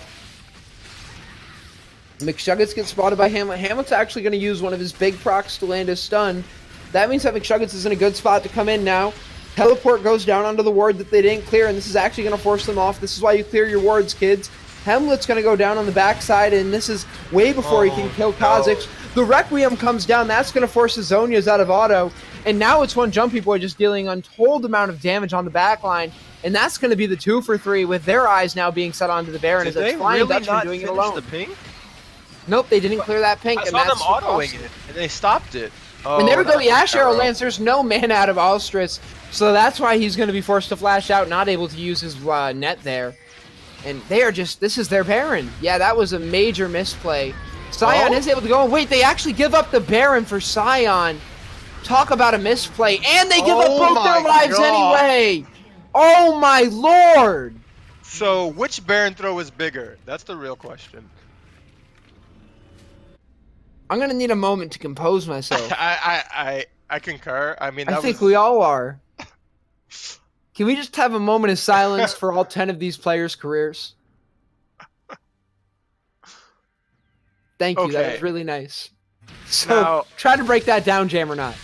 Now, like you said, I thought they had cleared out the pink, which is why, and I thought maybe they had dropped another one in there, and that's why they were able to get the last-second teleport by Alien Dynasty. I'm not sure if he started teleporting when it was on the last hit, or if they just completely stopped trying to kill the ward. But I believe it was the latter. But yeah, after that, I thought they planned on turning on Alien Dynasty, but Hamlet had already been trying to 2v1 the Kha'Zix and Ashe, and wasn't able to come up with a kill on either. And so they just got chunked and cornered by a Karthus in the Baron pit. You don't want to do that, especially when Baron shreds your magic resistance. To just sit in a Karthus defile for 10 seconds. I think they should have either tried to go for the 50-50, but we gotta... Yeah, we get a full-on just... It's not a fight, it's a death for Alien Dynasty as he's pushed up too far. Ash Arrow does connect on the Thresh this time. Alpha is going to be forced to use that cage. The box lands, the Cataclysm comes down, and Dutchman's all alone on the back line. I mean, Zyra is able to land the ultimate pretty. Ultimate comes down, and the McShuggets talking about that as Caitlyn's going to finish off that kill. And it looks like on the back end, Zyra goes down too. Jarvan is able to pick up Zyra. Here comes a Requiem. That's not going to kill anybody. It's only going to hurt Alpha's feelings. It does get a Dark Harvest proc. Not saying that makes it worth, but I wonder if Karthus waited a little bit to use the ultimate. Maybe that would have had a more impact if he was planning on contesting the Baron. Yeah, I think that him waiting definitely could have helped out there, but we'll see how this play works out as he is going to be throwing out Qs now. Now remember, you don't want to throw too many because then you're actually assisting with the Baron as Karthus. And he is going to poke down Alpha. I think Alpha dies here if he goes in for this engage, but it will be worth it for the Baron. Actually, he's able to flay him and escape. The slow's not enough, and Alpha is going to clear some wards on the way out. Wow, he's cheeky. Yeah, that was really clean. But as opposed to the first 2 Baron attempts, that was a pretty clean Baron attempt by Baby Sharks, especially considering they had no smite available. Yeah, all 5 players kind of redeeming their careers right there, showing us that, yes, we can take a Baron and we can zone them off and none of us have to die to do it. Feels pretty good. And I don't know, let me see. I'm going to check which dragon's spawning currently. It's a third Infernal. So we'll see if they line up to get that since it is spawning in 20 seconds. So we're getting into another lull here, and I really think every time that the game feels like this, where the tempo kind of drops down, we're seeing the prowess of EcksDee, right? this is the exact pace they want the game at. If it's ever going quickly, you know, this feels like Baby Shark is in the driver's seat, and when it's not, EcksDee is exactly where they want to be. Yeah, they still have, even though the Riven is behind, Sion can't hold a candle to her in the side lane. I don't think, honestly, I feel like Hamlet should be able to, but I'm not 100% sure. But because she does, Alien Dynasty does not have the Death Dance build, so it does make him a lot tankier than he would appear without having any tank or any defensive items. So it looks like the Caitlyn's finally in her own element, and this is going to be some hefty damage going down. Those two Baron Up cannons are helping a lot too. People tend to underestimate just how powerful it is to get 2 of those. Oh yeah, those cannon minions sniping the turret, it does more damage. I know it's not as bad as when they first came out, when they literally did more damage than your actual marksman. But Oh, that was with Banner Command, right? oh yeah, that was. It was also due to a glitch. Yeah, that too. That was we didn't find out till later. You're right. Like they, not recently, but whenever they like whenever they made the changes, they said that was because of a bug, and they didn't know at the time. But until relatively recently, we discovered that.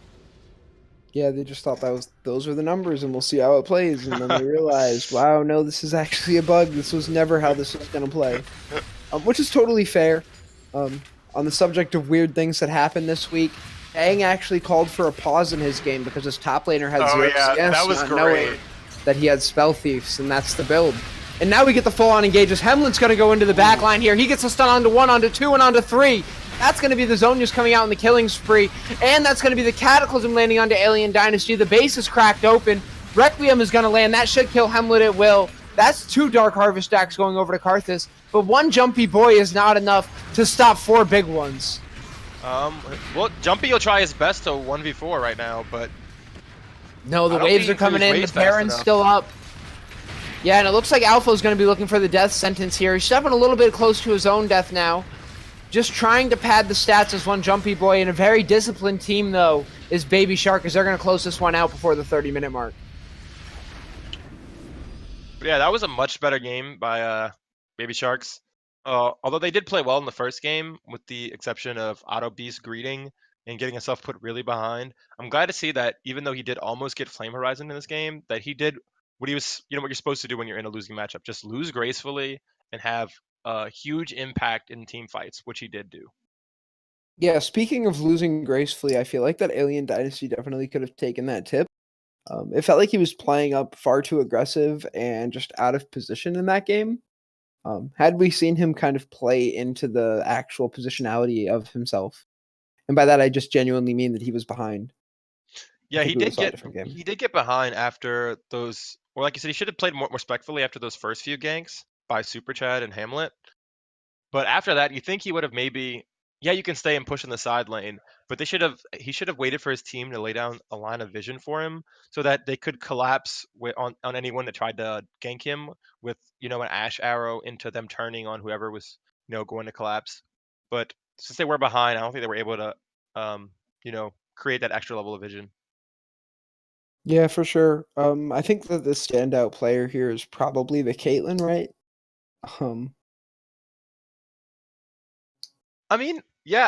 After in the lane, not so much. Although I don't know how much of that how much we want to credit. Not to discredit Astrus, but I want to give credit to Flying Dutchman because he was landing so many of those Ash arrows in lane.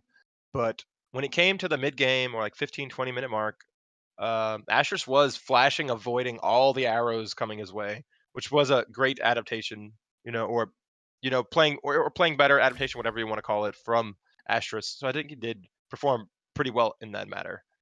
Yeah, so it's definitely odd to say because I think we look at Super Chat and we look at Hamlet, right? And we say that they were by far just the carries of the game.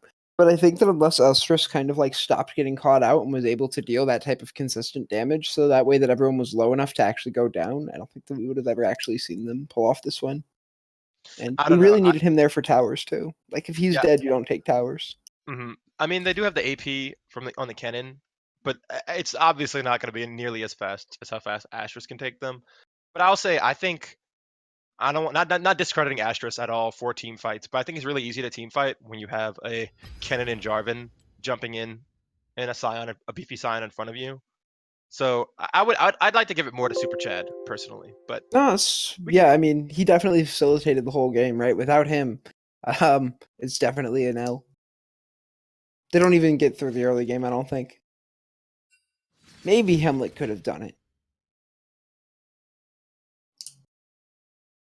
But it looks like we're gonna have to sign off. We'll be coming back right to you. If you are here and you are in the chat, I'd love to know who you think is actually gonna take this series. I got a strong suspicion that well, I won't even say it. We'll just see what y'all are thinking. We'll be right surprise. back.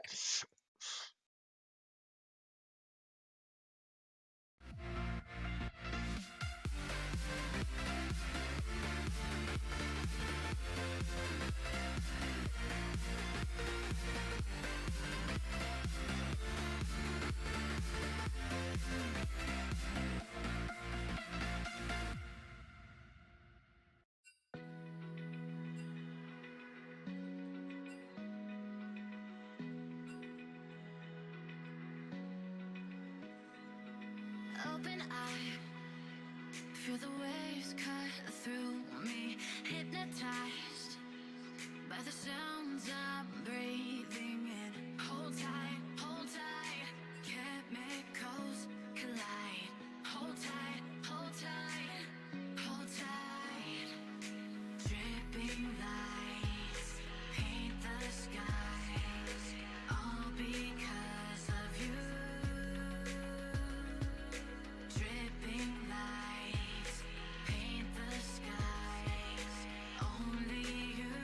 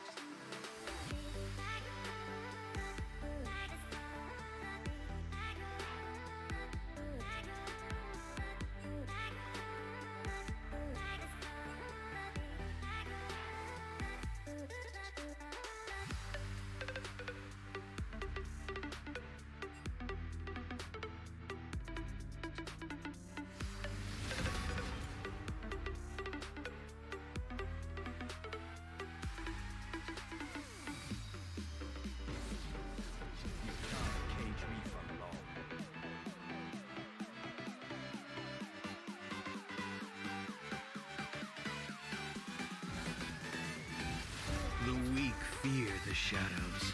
Fear controls them. It's your funeral.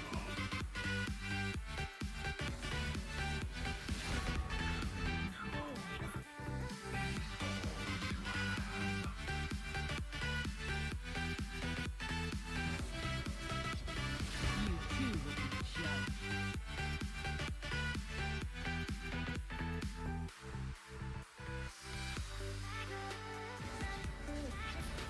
You reek of fear.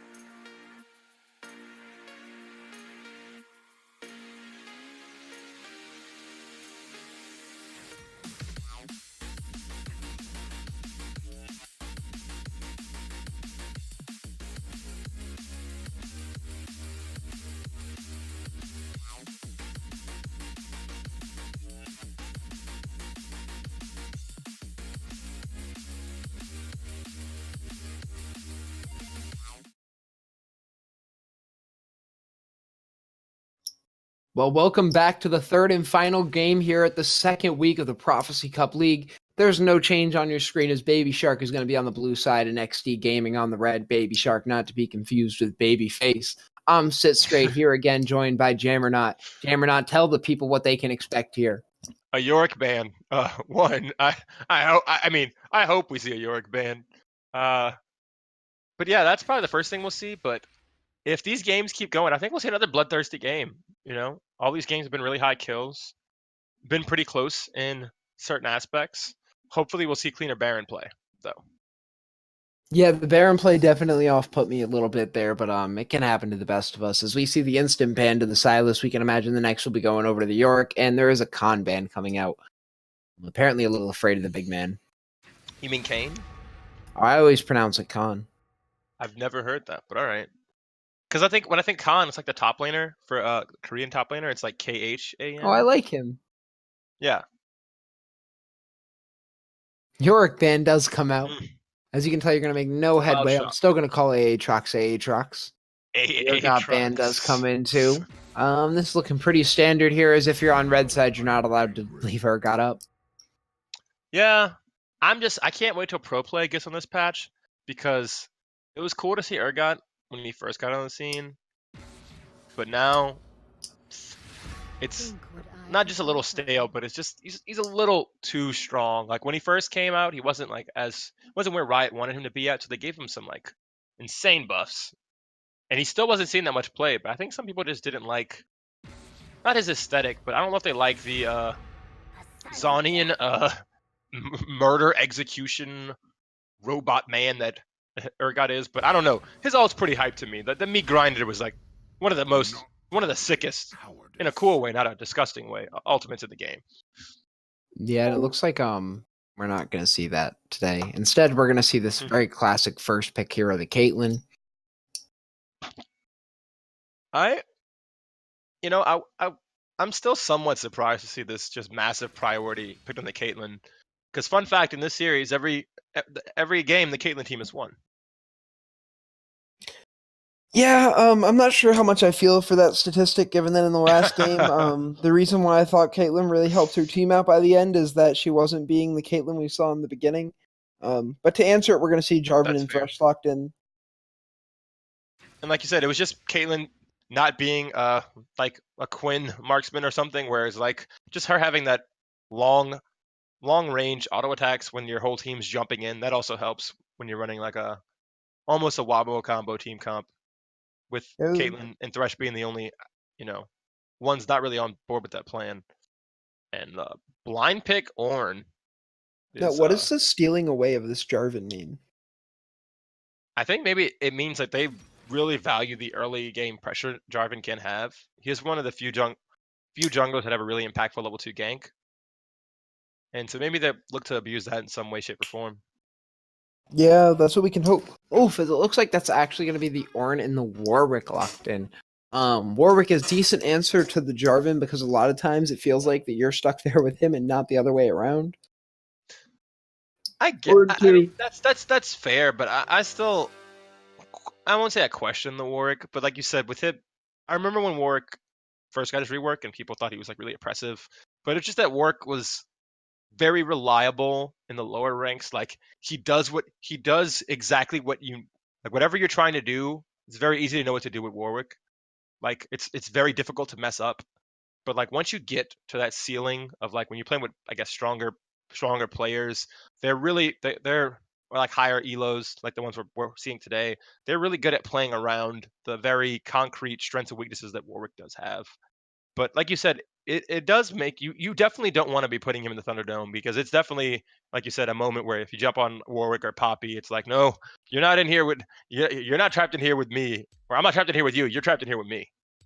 And the Yeah, Kai'Sa for lock-in sure. I like as well. Kai'Sa's a very big pickup. It's one of the hyper-scaling ADCs that we have on this patch, where she's just able to carry an entire team right. I think we all kind of have seen at some point Kai'Sa in our games, if not this patch and previous ones. And it looks like Cassiopeia ban does come down. We know that's going to be pretty strong with Darius, Kennen, and Alistar accompanying it. Seems like 2 bans we've seen from the series, 2 we haven't. But yeah, like you said, that I think ever since Kai'Sa's release, honestly, she's been not like necessarily high prio, but she's been like the go-to hyperscaling ever since her release. I'm glad that Riot they did like nerf her a little bit because I think she was a little oppressive. But after that, she's not overtuned in lane, but she does have that. Just she is just like the dream carry to have in a late game. With her only downside being she doesn't necessarily have as long of a range as the Caitlyn does. Now, if we remember last game on the second side, EcksDee was able to ban out Heimerdinger and they left Kennen up. This time they've left up Heimerdinger and banned Kennen, so that means they've elected to play into this. And they've elected to play Aurelia into this. Everyone's kind of chosen what they wanted here, and they all knew what was going to happen. Yeah, I'm with you. I don't know about picking if you weren't gonna ban the Heimerdinger. Victor finishes off our draft. Why Jarvan? Like you just can't you literally just can't yank a Heimerdinger lane, like as really any jungler, because you have to jump into his turrets and then you just get destroyed. Like so, I'm assuming he's gonna be focusing on either the top or bot lane, because that's not a lane he wants to visit really. Oh wait, it's not a Heimerdinger, it's a Cassio. What? But Cassiopeia was banned. That's not possible. Was it, or maybe it's the other way around. Maybe the Heimerdinger was supposed to be banned in the Cassio. Oh, okay. So it is Heimerdinger. Of course it is. And a Nautilus support. And Ornn top. Huh. Yep, Nautilus very strong. My apologies. I've been getting up very early every day. Baby Shark's going with a couple of picks that don't really see much competitive play lately. Not with the Ornn, the Nautilus. I mean, not the Ornn, the Nautilus and the Warwick. But I mean, they are playing like ultimates the composition. Minus but they do with their non-carry champions. You have the Caitlyn and Heimerdinger, which will always put out consistent damage in team fights. And I guess the rest of the team is just being that CC to set them up. And Warwick does add a little bit of additional damage, but I feel like his role in this game will be to peel for the Heimerdinger and Caitlyn in team fights and skirmishes. Yeah, peel is going to be the name of the game, especially when you're playing into Aurelia, Kai'Sa, and Jarvan. Wait, so it's a top Victor and mid Aurelia, or vice versa? Top Victor, mid Aurelia. Okay, yeah, I see. Sorry. It's a mid Victor. You're right. They're swapped in the chat. It's top Aurelia, mid Victor. Because it's Alien Dynasty on Aurelia. Yeah, so it's definitely top Aurelia. Okay. Or they could be lane swapping, honestly. Maybe Alien Dynasty is not confident on the Victor. Because, I mean, Victor top into Ornn, I mean, it is Ornn. Like, you can play anything you can play any champion in Ornn. He's really a terrible laner. But I really love what Riot did to Ornn, where they gutted that shield, because the Unstoppable, by the way, meme was like the coolest part of Ornn's kit, in my opinion. And the fact that they just got rid of the shield just made Ornn like okay, if you want the best team fight engage ultimate in the game, you have to play the champion with one of the worst laning phases, because original Ornn did not deserve to have the insane levels 1 through 3 laning power that he had. Yeah, that's for sure. It was kind of an issue, right? That like he was capable of both winning lane and winning game. Kind of never what you want. And it's weird. It's not. I wouldn't even say he wins lane, but you can, like you said, you can win lane if you win the level 3 all in. Like that will win you your lane, which is something he shouldn't even be in contention for doing when you're playing with all the strengths in his kit. And I do also love the new passive for Ornn, because I know a lot of players they either forget to build their Ornn empowered item, or they delay it, or they rush it. They either rush it or they build it too late. And so I like the fact that Ornn now has to personally build you your upgrade item, and it does also feel more aesthetically and I guess lore wise makes sense for Ornn as a champion. Yeah, we're gonna have to see where Ornn's position fits in, especially during this game, right? You never know. I think Ornn's one of those champions where you just like the best way to put it is you never know. Yeah, I think Ornn's a fine champion. Like I don't think anything's wrong with the Ornn pick. For me, the biggest oddball is that Warwick or Warwick. There's a Heimerdinger in my mid lane. Yeah. You're telling me the Warwick's weird? At least he goes there. I mean, he's a Heimer. In my bot. I mean, I think he's a Heimer one trick, or not one trick, but he's one of the champs he mains, and the most in solo queue. It's the one that has like the most play. It's his most played, I believe, even on the season that's relatively new. So I mean, I get it's like Heimerdinger's a strong pick if you know how to play it. I mean, remember Worlds? I mean, where Heimerdinger bot lane meta? That was awesome to me.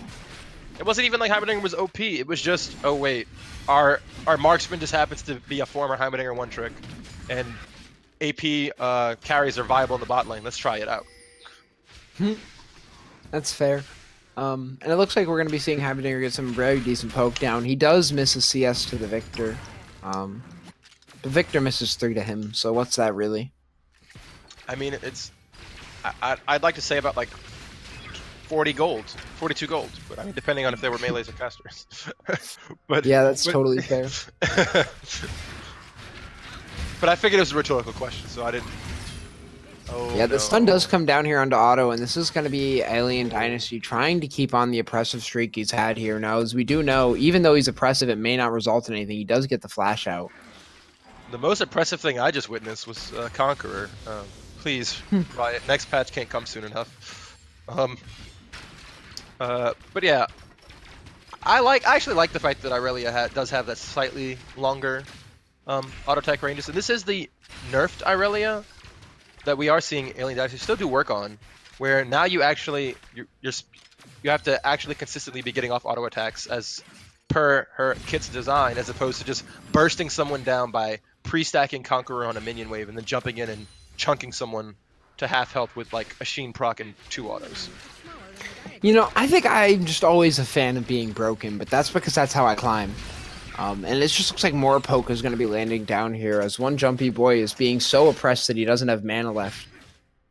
Oh, I mean, don't get me wrong, I'm with you on like the brokenness, but I think when an entire champions, there's always going to be like, you know, the highest win rate champion, and I'm okay with that. But like a high skill champion should never be the highest win rate. And I think if a rune is making a champion, you know, OP, I think that's like a problem. A rune should be making multiple champions OP. But like if a champion just happens to be in a good spot because of items and the meta, I think that's fine. Like don't get me wrong, like the one season I hit gold, all I played was Renekton when he was OP. Like, and I wasn't even a top lane main. Like I just instant lock Renekton and you just win level 2. It was just dumb. But yeah. Gold? Yeah. Back in, want to say season 4? Only Yeah. one season? Yeah, I didn't play. I didn't play League as much after that. Cause like I played like what 400, 500 ranked games in a year. But now I've been like game diversifying, so I don't play as much. I am gonna go play Apex Legends. Silver. Oh, I don't even know what that is. I know everyone's been playing it, but I don't even know what that is. I have zero idea. Just a battle royale game made by the same people who made Call of Duty 3 to Modern Warfare 2, I think. Oh, so everyone's favorite Call of Duties. I see. Yep. They also made Titanfall though. It's Respawn Entertainment. Oh, well, I don't know if I can. I won't say I don't have to support them, but I don't like what they did with Titanfall 2. Yeah, no, that's fair. And there is no 3 because of it, but we'll stop that talk because it looks like Alpha is going to be going all the way. And I don't know if he knows what Nautilus passive does because he could be auto-attacking people and stunning them in place, and instead he's getting ignited down and forced to flash out. Big Q from Alstrus is going to chug him down, but it's not going to deal any meaningful damage as the Q does land on the Dutchman. The Ignite goes in, and that's first blood going over to Alpha. Flag and Drag comes in, and that's just going to obliterate Auto here. Alpha gets beaten down by the Thresh, Flash, and Flay. Hook comes in, but the death sentence misses into a minute as Alstrus is able to pick up Alien Dynasty on the back end of all that. And when all's said and done, I think that's a 2 for 2. That's a 3 for. Wait, is it a 3 for 3? Wait, okay. Sorry, you're right. It was a 2 for 2. We just missed the trading of kills in the top lane. Silly us. Oh, my apologies to the top laners. No, I'm being sarcastic. I'm just saying that because the action shifted down here. I just saw Irelia death timer go from 1 to 0 or 0 like the seconds, and that's why I noticed it. But yeah. So that was a 3 for 3 overall, but I don't know who got first blood. But whoever got first blood probably came out ahead. Although I would argue that EcksDee is ahead with Alien Dynasty up about a kill in CS over Auto Beast, which is to be expected in this matchup. Okay. The only answer as to who's ahead is drops.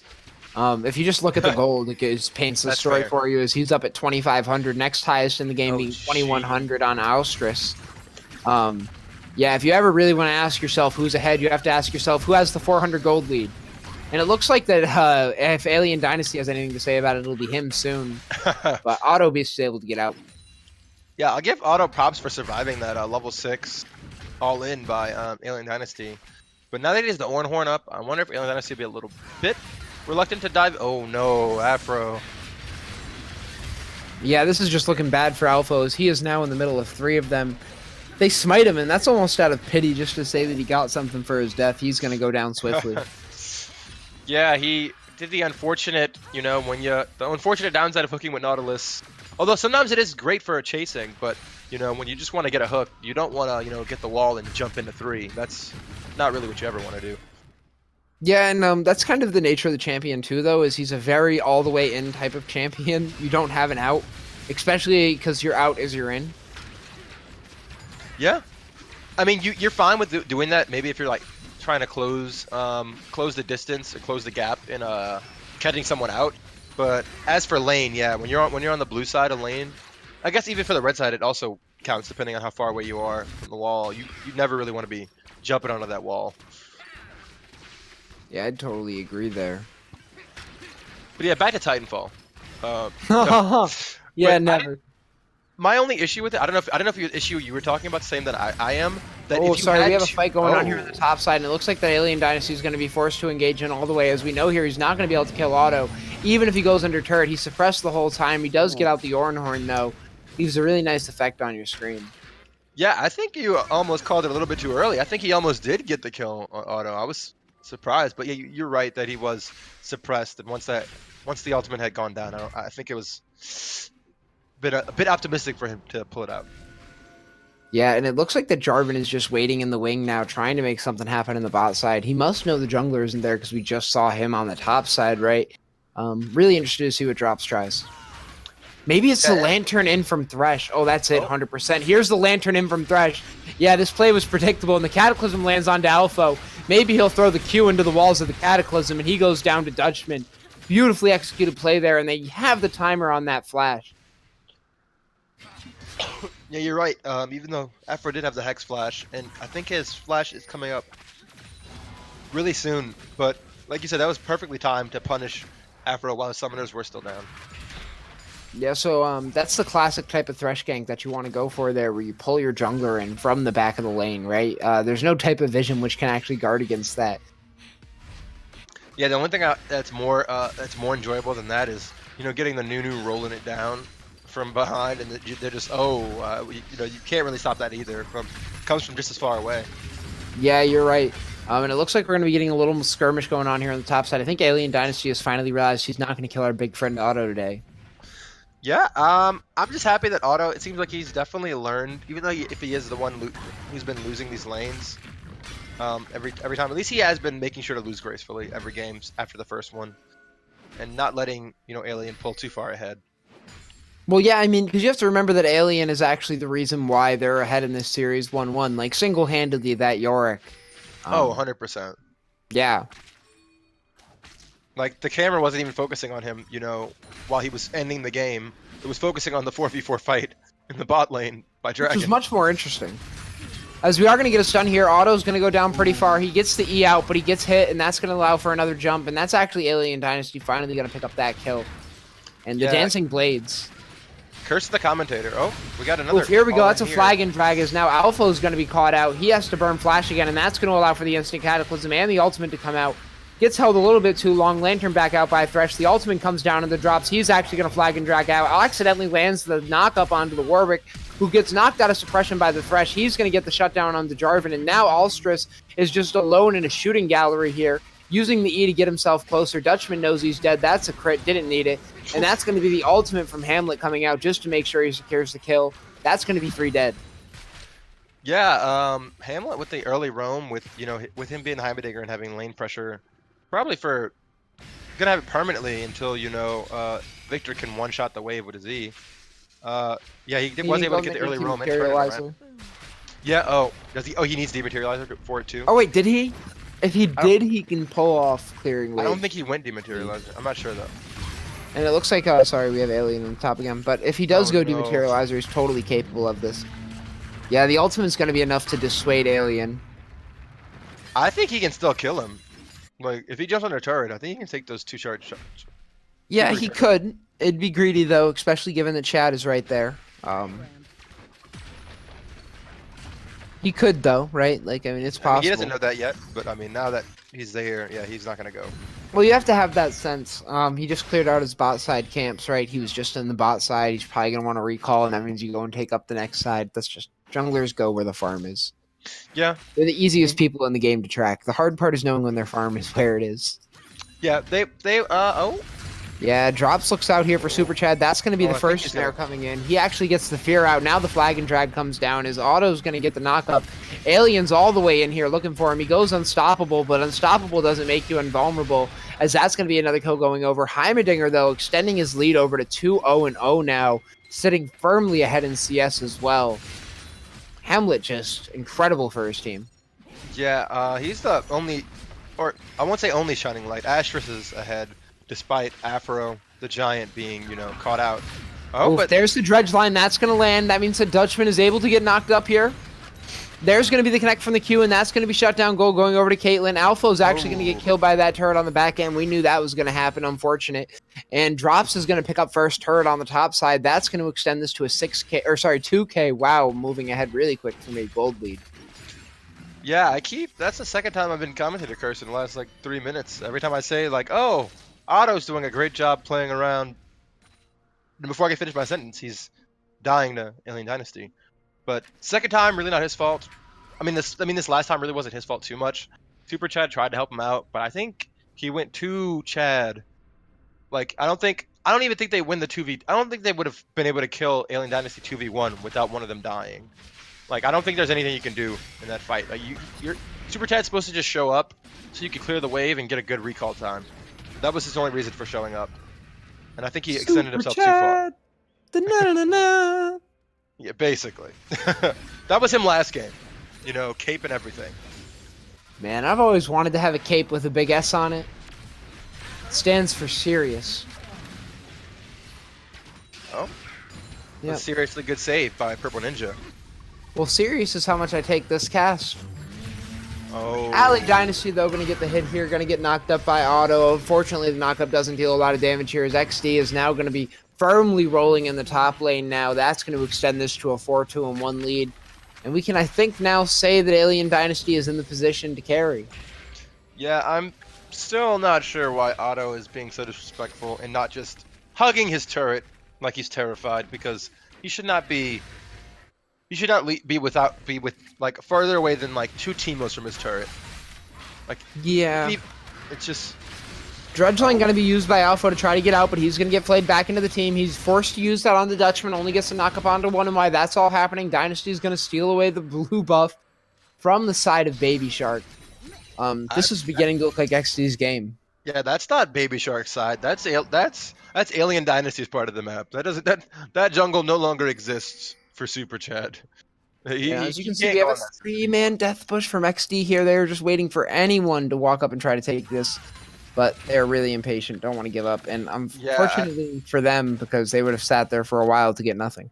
Yeah, they should have went and got the dragon because I don't know if they remember. They just killed the bot. They just killed a. Oh no. No, they're going to get Hemlet here, and I think now we do turn our eyes over to the dragon. That is, unless they can get this bot turret. The plating has falling. That means with it, all the resistances, or at least most. And Drops is going to use the flag and drag it out. Now, Dutchman's on the front, though. He's going to take a lot of unnecessary damage. Lucky that Q doesn't connect, because if it did, those direct ones are the worst ones. Yeah, 3 for 3 on being commentating cursed. We said no one would show. I said no one would show up, and then Hamlet walks in and they catch him out, trying to cover for his bot side and get the farm and save the turret. Yeah, and they lose the turret anyway, which is the worst feeling, right? When you lose your life and your turret.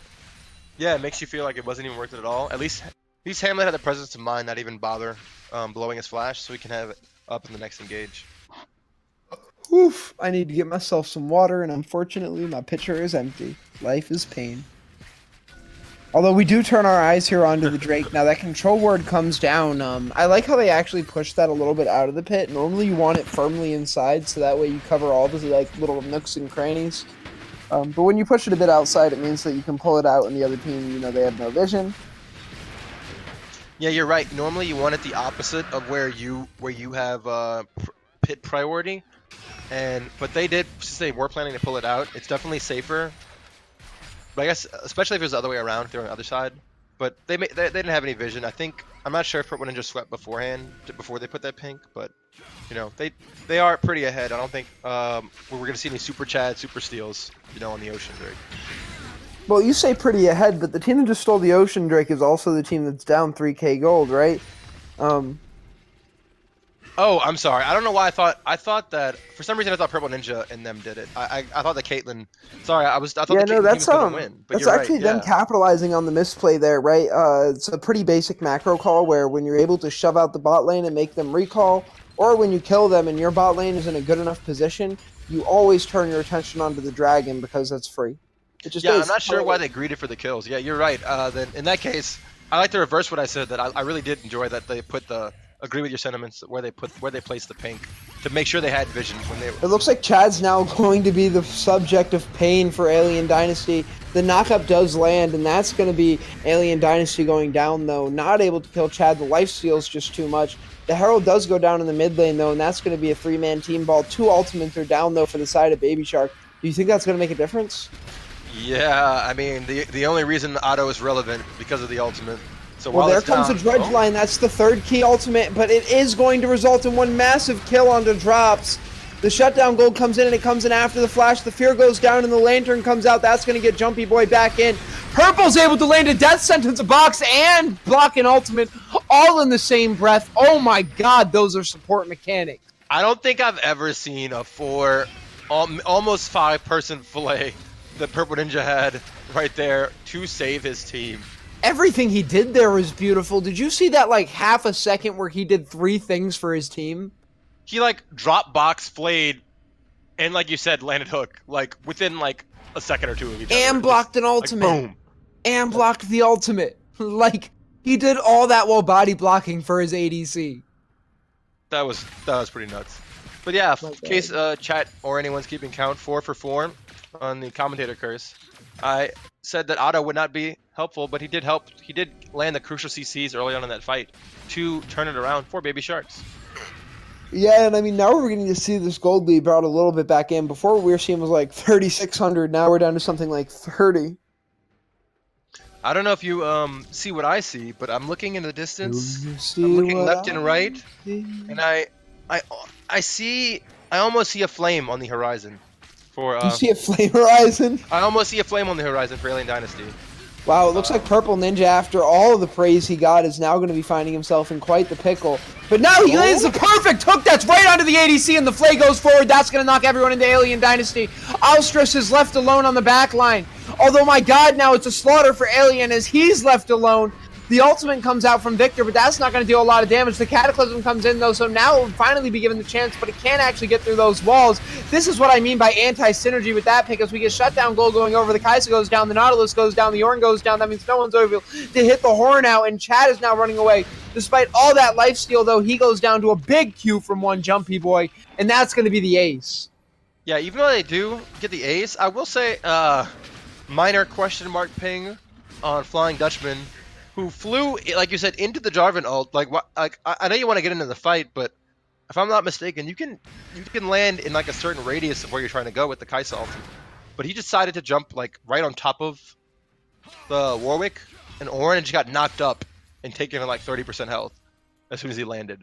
But other than that, I think that was a pretty clean turnaround for EcksDee when it did appear that Alien Dynasty was caught out initially, but they were able to turn around the fight and almost get a clean ace. Yeah, and we also saw that the ultimate coming out of Victor isn't able to actually pass through the walls of Cataclysm. You're right, they changed that, didn't they? Like whenever they changed Victor ult, because it used to be able to. Yep. That's weird. Yeah, yeah, I'm honestly not a fan. See, I agree with you. I'm not a fan of them being on the same team together anymore now. Like, I agree with you on that one. That is a bit of synergistic ultimates. Yeah, I'm just honestly opposed to also having Thresh and Jarvan on the same team. I mean, it's working out for them in this game, right? But I think that their ultimates do very similar things, but they don't actually do them well together, if that makes sense. I mean, I thought you liked the Lantern game, though. Oh no, it was beautiful. Don't get me wrong. Like that was so beautiful, but like you can do that with a lot of junglers. I agree with you a little, but I would say my counterpoint is it's the Thresh's fault, like for the dysynergy, if that makes sense. Like I'd rather see a different support pick than the Jarvan be different. Oh yeah, for sure. Whenever I say not there's blaming the champion. synergy, it's not even to say that you shouldn't pick the pick. It's just to be like at least knowledgeable and know that like yeah. champions have things that counteract and don't work well. Yeah, even though Purple Ninja's been playing lights out this game, I'm just saying I'd prefer if I was to change anything, I would want to change that. Like maybe if it was I don't know about Morgana with this team, but you know. Oh no, you'd never change out the Thresh in this game, right? He's done so much work for his team. There'd be no pick you'd want besides that. He's even leaving the Lantern out so that way they can clear this ward. Maybe I spoke too soon though, but that's why you have a flag and drag, just so you can get that little bit of extra oomph. Yeah, both teams cleared out the pink in that brush actually. But even though they're behind, Baby Sharks are making sure to maintain proper vision around the Baron. Yeah, proper vision wins games. Oh? Oh, I think my monitor just got unplugged. Well, you can't. You need proper vision in order to cast as well. Yeah. But yeah, Flying Dutchman was sitting in the bot side, and Alien, where Alien was, they were gonna try to see if they could get a. If he landed a stun, they were gonna try to see if they could chunk out or kill Auto and force the Baron. But right now, Alien Dynasty is applying a lot of pressure to the game. Yeah, he's making his way all the way into the bot side here, and we're almost seeing a repeat, except this time Warwick's going to be going to answer. They're not just going to leave Auto at his own devices. Wow, that didn't feel too good there, those double Qs. It actually looks like they're trying to take Baron here. Yeah, because they're doing it right outside of the vision. I don't like this at all, though. How's Flying Dutchman get out of this pit? God. I mean, it's a flash from drops and a lantern, but wow, that is not worth your flash. And they're going to immediately turn their attention on this Baron now, knowing that the jungler's hurt. But wow, how? That damage. Evaporated. Where did he go? The teleport comes in now, and that's going to be the Victor ultimate going out. The death sentence does land onto Warwick. That's going to be Chad being forced to flash out now. Heimerlinger's turrets are dealing hefty amounts of damage, and that's going to be Purple Ninja actually going down to Ostrus on the back end because of that. Kai'Sa misclicks that auto attack and lands it onto Hamlet. Actually, maybe it wasn't a misclick. Maybe that's exactly what she's aiming for. Is able to get that damage down to get the kill, but while that's all happening, Ostrus is able to get the next one. All that, though, is just one big distraction to give 3 members the Baron buff. And now the question is, what are they going to be doing with it as EcksDee gets jumped on? Yeah, and that's the Ionia Spirit coming out. Alien's going to get the Triumph, and that's going to help him back out, but he's forced to kite back into the turret here. He had the choice between a rock and a hard place, gives the kill over to the Victor. That's going to be the flash out, but the Dredge Line still connects. Alpha flashes forward, and now he's going to be trying to kill one Jumpy Boy. Even if he gets stunned, I still think they're going to pick this one up. I might have spoke too soon, though, because that wall, talk about anti-synergistic. Now it looks like Jumpy Boy, he actually chooses to go back in and kill Alpha here. If Otto comes out, I can only imagine that he'll suffer the exact same fate.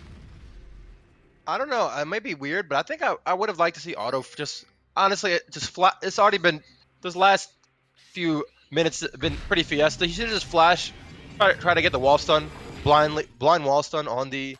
Actually, they have vision. I think. Do they? He could have flash stunned him against the wall. I don't know if he would have been able to kill him, but that would have been able to get rid of the only remaining Baron buff from EcksDee. So. Yeah, you are right to mention the fact that he does still have Baron buff, and that's going to be a big issue, especially because they've been having a bit of a problem cracking these inner turrets. But yeah, Still though, up 4 turrets to 0. But yeah, that was another let's say not the best Baron setup. When your jungler has to flush out of the pit because Baron's chunking him, you know that's when you know. When I'm Baron all and for Heimerdinger keeping are jumping him. Barons, but I'm for them when you're behind. I'm for them when you're in a situation where you have to go for that play, right? They were not and are not in a position where they have to go for that play. Maybe I'm wrong. Well, no, I think it was right for them to start the Baron because, like you said, Super Chat was collapsing on the bot side. I would say I think they should have been a little more patient and maybe even traded Alien Dynasty's life for the Baron. That's what I would have liked to see, because that way they wouldn't have had any way to retaliate. Yeah, we're actually, I'm stuck here listening to 2 different red trinkets go off. Talk about a weird spectator glitch. It's paused for me, so that's weird. Yeah, Like, so it's paused, and it always pauses, and it'll play whatever sound cue is on your screen. Oh, you're right. I'm So- hearing it too. I didn't even. But you're right. Yeah, because I was listening to Red Trinket, I now get to listen to Red Trinket. I mean, I don't know. It's weird. I enjoy the sound of red trinket. So They've unpaused. The worst noise is Zonya's, in my opinion. no. You want to know what the worst noise is? The spectator bug, where Ghostwater Pikes, where Pikes dive is like, it's like it's incredibly loud. I'm like, why? He's not even on screen. Like he'll be like he won't even be on the screen, but whenever he dives, you'll just hear it. Fortunately, no Pyke in this game, as we do see the engage come down. That's going to be a dredge line landing. Kaisa does not have the chance to click the lantern when you go from CC to CC to CC. Yeah, I was gonna say the Flying Dutchman might have stayed a bit too long when he went to get that drink. What was the reason for the pause? But yeah. Yeah, it looks like Alien Dynasty now, though, going to be getting this first inhibitor. Actually going to be forced to back off here as it's 3 members coming with a Warwick behind him. Decides to engage, lands the stun onto Austrus. And this is just what we see Dynasty doing time and time again, is just showing that he can outplay these people. In the 1v4, still pulls away a kill. And that's going to allow his team to get the mid turret. He didn't have the Baron buff, so it doesn't feel too bad. You're right. That was actually disgusting from Alien Dynasty, even though he did die. It was a 1v3.5 since Super Chat did show up really when he was almost dead. But I like the way he used the ultimate to slow down Hamlet and Otto so he could just jump on Astrus and kill the carry without anyone to peel for him. Yeah, this is just a heads-up player who always feels like he's in the position to make this happen, right? We'd definitely like to see him play a little bit more cautiously. You almost think that he could be playing at one of the highest levels if he did. Yeah, like I don't have much experience in Irelia, on the new Irelia. She gets super fun to play, but that would not have been my first thing to think about in situation, you know. Although they did get rid of, since they did get rid of the disarming on the ults, it's a bit different. Because if it was old Irelia Ultimate, like you said, I think he's really adapted to it really fast. The changes that have only a few patches ago, I think. Because if it was old Irelia, you would have want to use your ultimate on Caitlyn to disarm her so she couldn't auto you. But since that's not a factor anymore, just using it for the slow is what you really want to prioritize in these skirmishes. Well, I believe it also didn't give a reset on your Q. You said it does or didn't? I think it does. Or did Yeah, it, it does. now it doesn't. Yeah, so that's the other really big thing, is that you're able to Q reset with that and with your E. I would argue that the disarming was more important, even though Q resets are important. The disarming, because the disarming allowed for like the ridiculous outplays where your 5 people are on top of you auto attacking you, but it doesn't matter because they're all disarmed. But maybe we can agree to disagree. No, like I definitely feel like the disarm was big. I just I don't know. I feel like Aurelia is a champion that deals damage and thrives off of that. I actually didn't feel like it was the biggest change they could have made to her. But it looks like we're gonna be getting a flash here out of purple. And this time with Jumpy Boy, they're almost guaranteed to get this inhibitor, as it is 3 coming over. Ooh, nice stun. Ornn stunned up, does get it on the Jumpy Boy. But Dynasty is the one who's Jumpy, does get suppressed here, has Tenacity. That's going to be Chad going down. The Dredge line follows it up. And one Jumpy Boy actually doesn't have a response here. Now, this is where it can become an issue. When it's just Alien alone, he's able to get 1. But when it's both of them, the other team is able to get 2.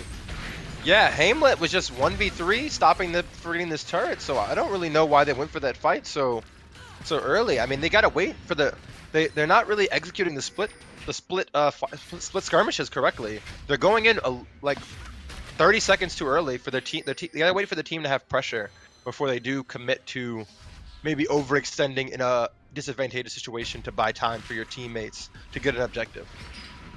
Yeah, I'd agree wholeheartedly. And it looks like we're going to be seeing a reset. Now, Baby Shark is definitely in a position where they're going to have to do something if they want to win this game, right? Because playing down this path only leads to an exploding Nexus for them. They just, frankly, they don't outscale Kaisa, Aurelia, Victor. They just don't. I don't know. I think they do. Well, maybe not the Aurelia Ornn thing, but I think Heimerdinger and Victor both have pretty solid scaling.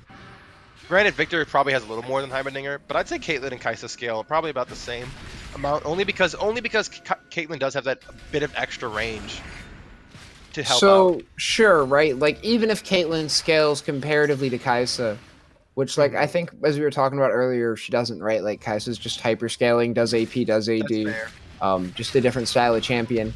Victor is, like, actually prized for his scaling in comparison to Ornn, who's just going to allow his team to scale through items. Which would mean that he'd also have to get levels, right? And he just got his first item at this level, actually. Yeah, he chose for the Sunfire Cape, I believe. I don't know what the upgrade's called. Wait, let me see. The Forge Fire Cape. That's a cool name. I like it. But yeah, at the end of the day, I just think that, like, this team is actually designed to go late game, and it only gets worse for Baby Shark. It's possible that they can make some type of headway. What's the next Drake? Is it an Infernal? Yeah, the next Drake's an Infernal. If they can pick up the Infernal Drake, they'll be fine. But I think the Baron just spawned and that they're starting that. I think that's more important. But yeah, see, now they're going on the Baron while Alien Dynasty stays to have the pressure. This is what I like to have seen them do the first time. This is a 3v4. Alpha's on the front line. Suppression goes down. That's onto Thresh. He gets knocked out of it by the flag and drag from drops. No one's there to peel for Alstros. That's going to be Thresh going down on the back end. Not able to get Nautilus from that one. Drops is running away. He's low. Alien still hasn't killed this inhibitor yet. Does land the stun, though. Going to go in for some Q damage onto Auto. Dashes right back out. That will be the inhibitor going down. So at the end of the day, it looks like this is going to be a win. Yeah, see, this is exactly what I'm talking about. This is how, even though they did end up losing the fight at the Baron Pit, they made, I don't know how Drop survived either. He was literally at like a sliver of health. But that's exactly what I wanted them to execute, where they get the inhibitor, and now the next time they rinse and repeat the exact same setup, because they got out Hamlet's TP, and now they only have the Ornn TP to bait out next. Well, it looks like you're going to burn down this Infernal really quickly, and the Heimerdinger comes out, but that's not going to be enough to beat Smite. We can hope, because I genuinely think that was their win condition back into this one was an Infernal Drake. I don't know, I think even if their team does scale, even if EcksDee does scale better, I don't think they have better engage. So even if they are stronger, I think it's harder for them to get into a fight. That puts them at an advantage. And we can see that by the way that they are how fast they're getting collapsed on in these 3v4s and 4v4s by the Baron. Well, I think that they're going to continue to stay getting collapsed in those scenarios just because Alien Dynasty doesn't want to group with the team. Even though if he did, I think they just went outright. I don't know. I think having that Ornn in the team fight, I agree that they still they still can win, and they still are. There we go. That's a 4-man flag and drag into a 2-man Cataclysm on the front end. He's going to go down and come back up because of a Guardian Angel. But with 2 dead, that feels so good if you're drops. Alien Dynasty is on the back end trying to end the game for his team. He's not even damaged anyone except for the towers. You can tell because he hasn't been aggroed by them. And now he turns his attention onto Auto now that he has no protection. The redemption comes down Oh, for him, jeez. and it's Alien Dynasty ending the game himself on the back end. Here comes the ADC, and now she's going to try to do something to stop him, but it looks like it might be too little too late as the whole team is cascading upon the Nexus. Death sentence goes wide. This is the end if I've ever seen it. Oh? A Flake comes out. Dutchman's forced to ult in. They should be hitting the Nexus right now, not looking for the Heimerdinger. And finally, the Nexus damage comes in, but it Dutchman? might be too little too late for them as Oh, Dutchman no! gets focused down. One Jumpy Boy never went for the Nexus, though. That's an awful misplay. A horrendous misplay, if I might even say so myself, from the side of EcksDee, and Baby Shark is still in it. I don't know. I almost want to rewind the fight and see what Jumpy Boy was doing because the Blind Dutchman and Purple Ninja both flash Lantern to go for that to try to end the game, and I don't know what Jumpy Boy was doing. I don't think he was zoned up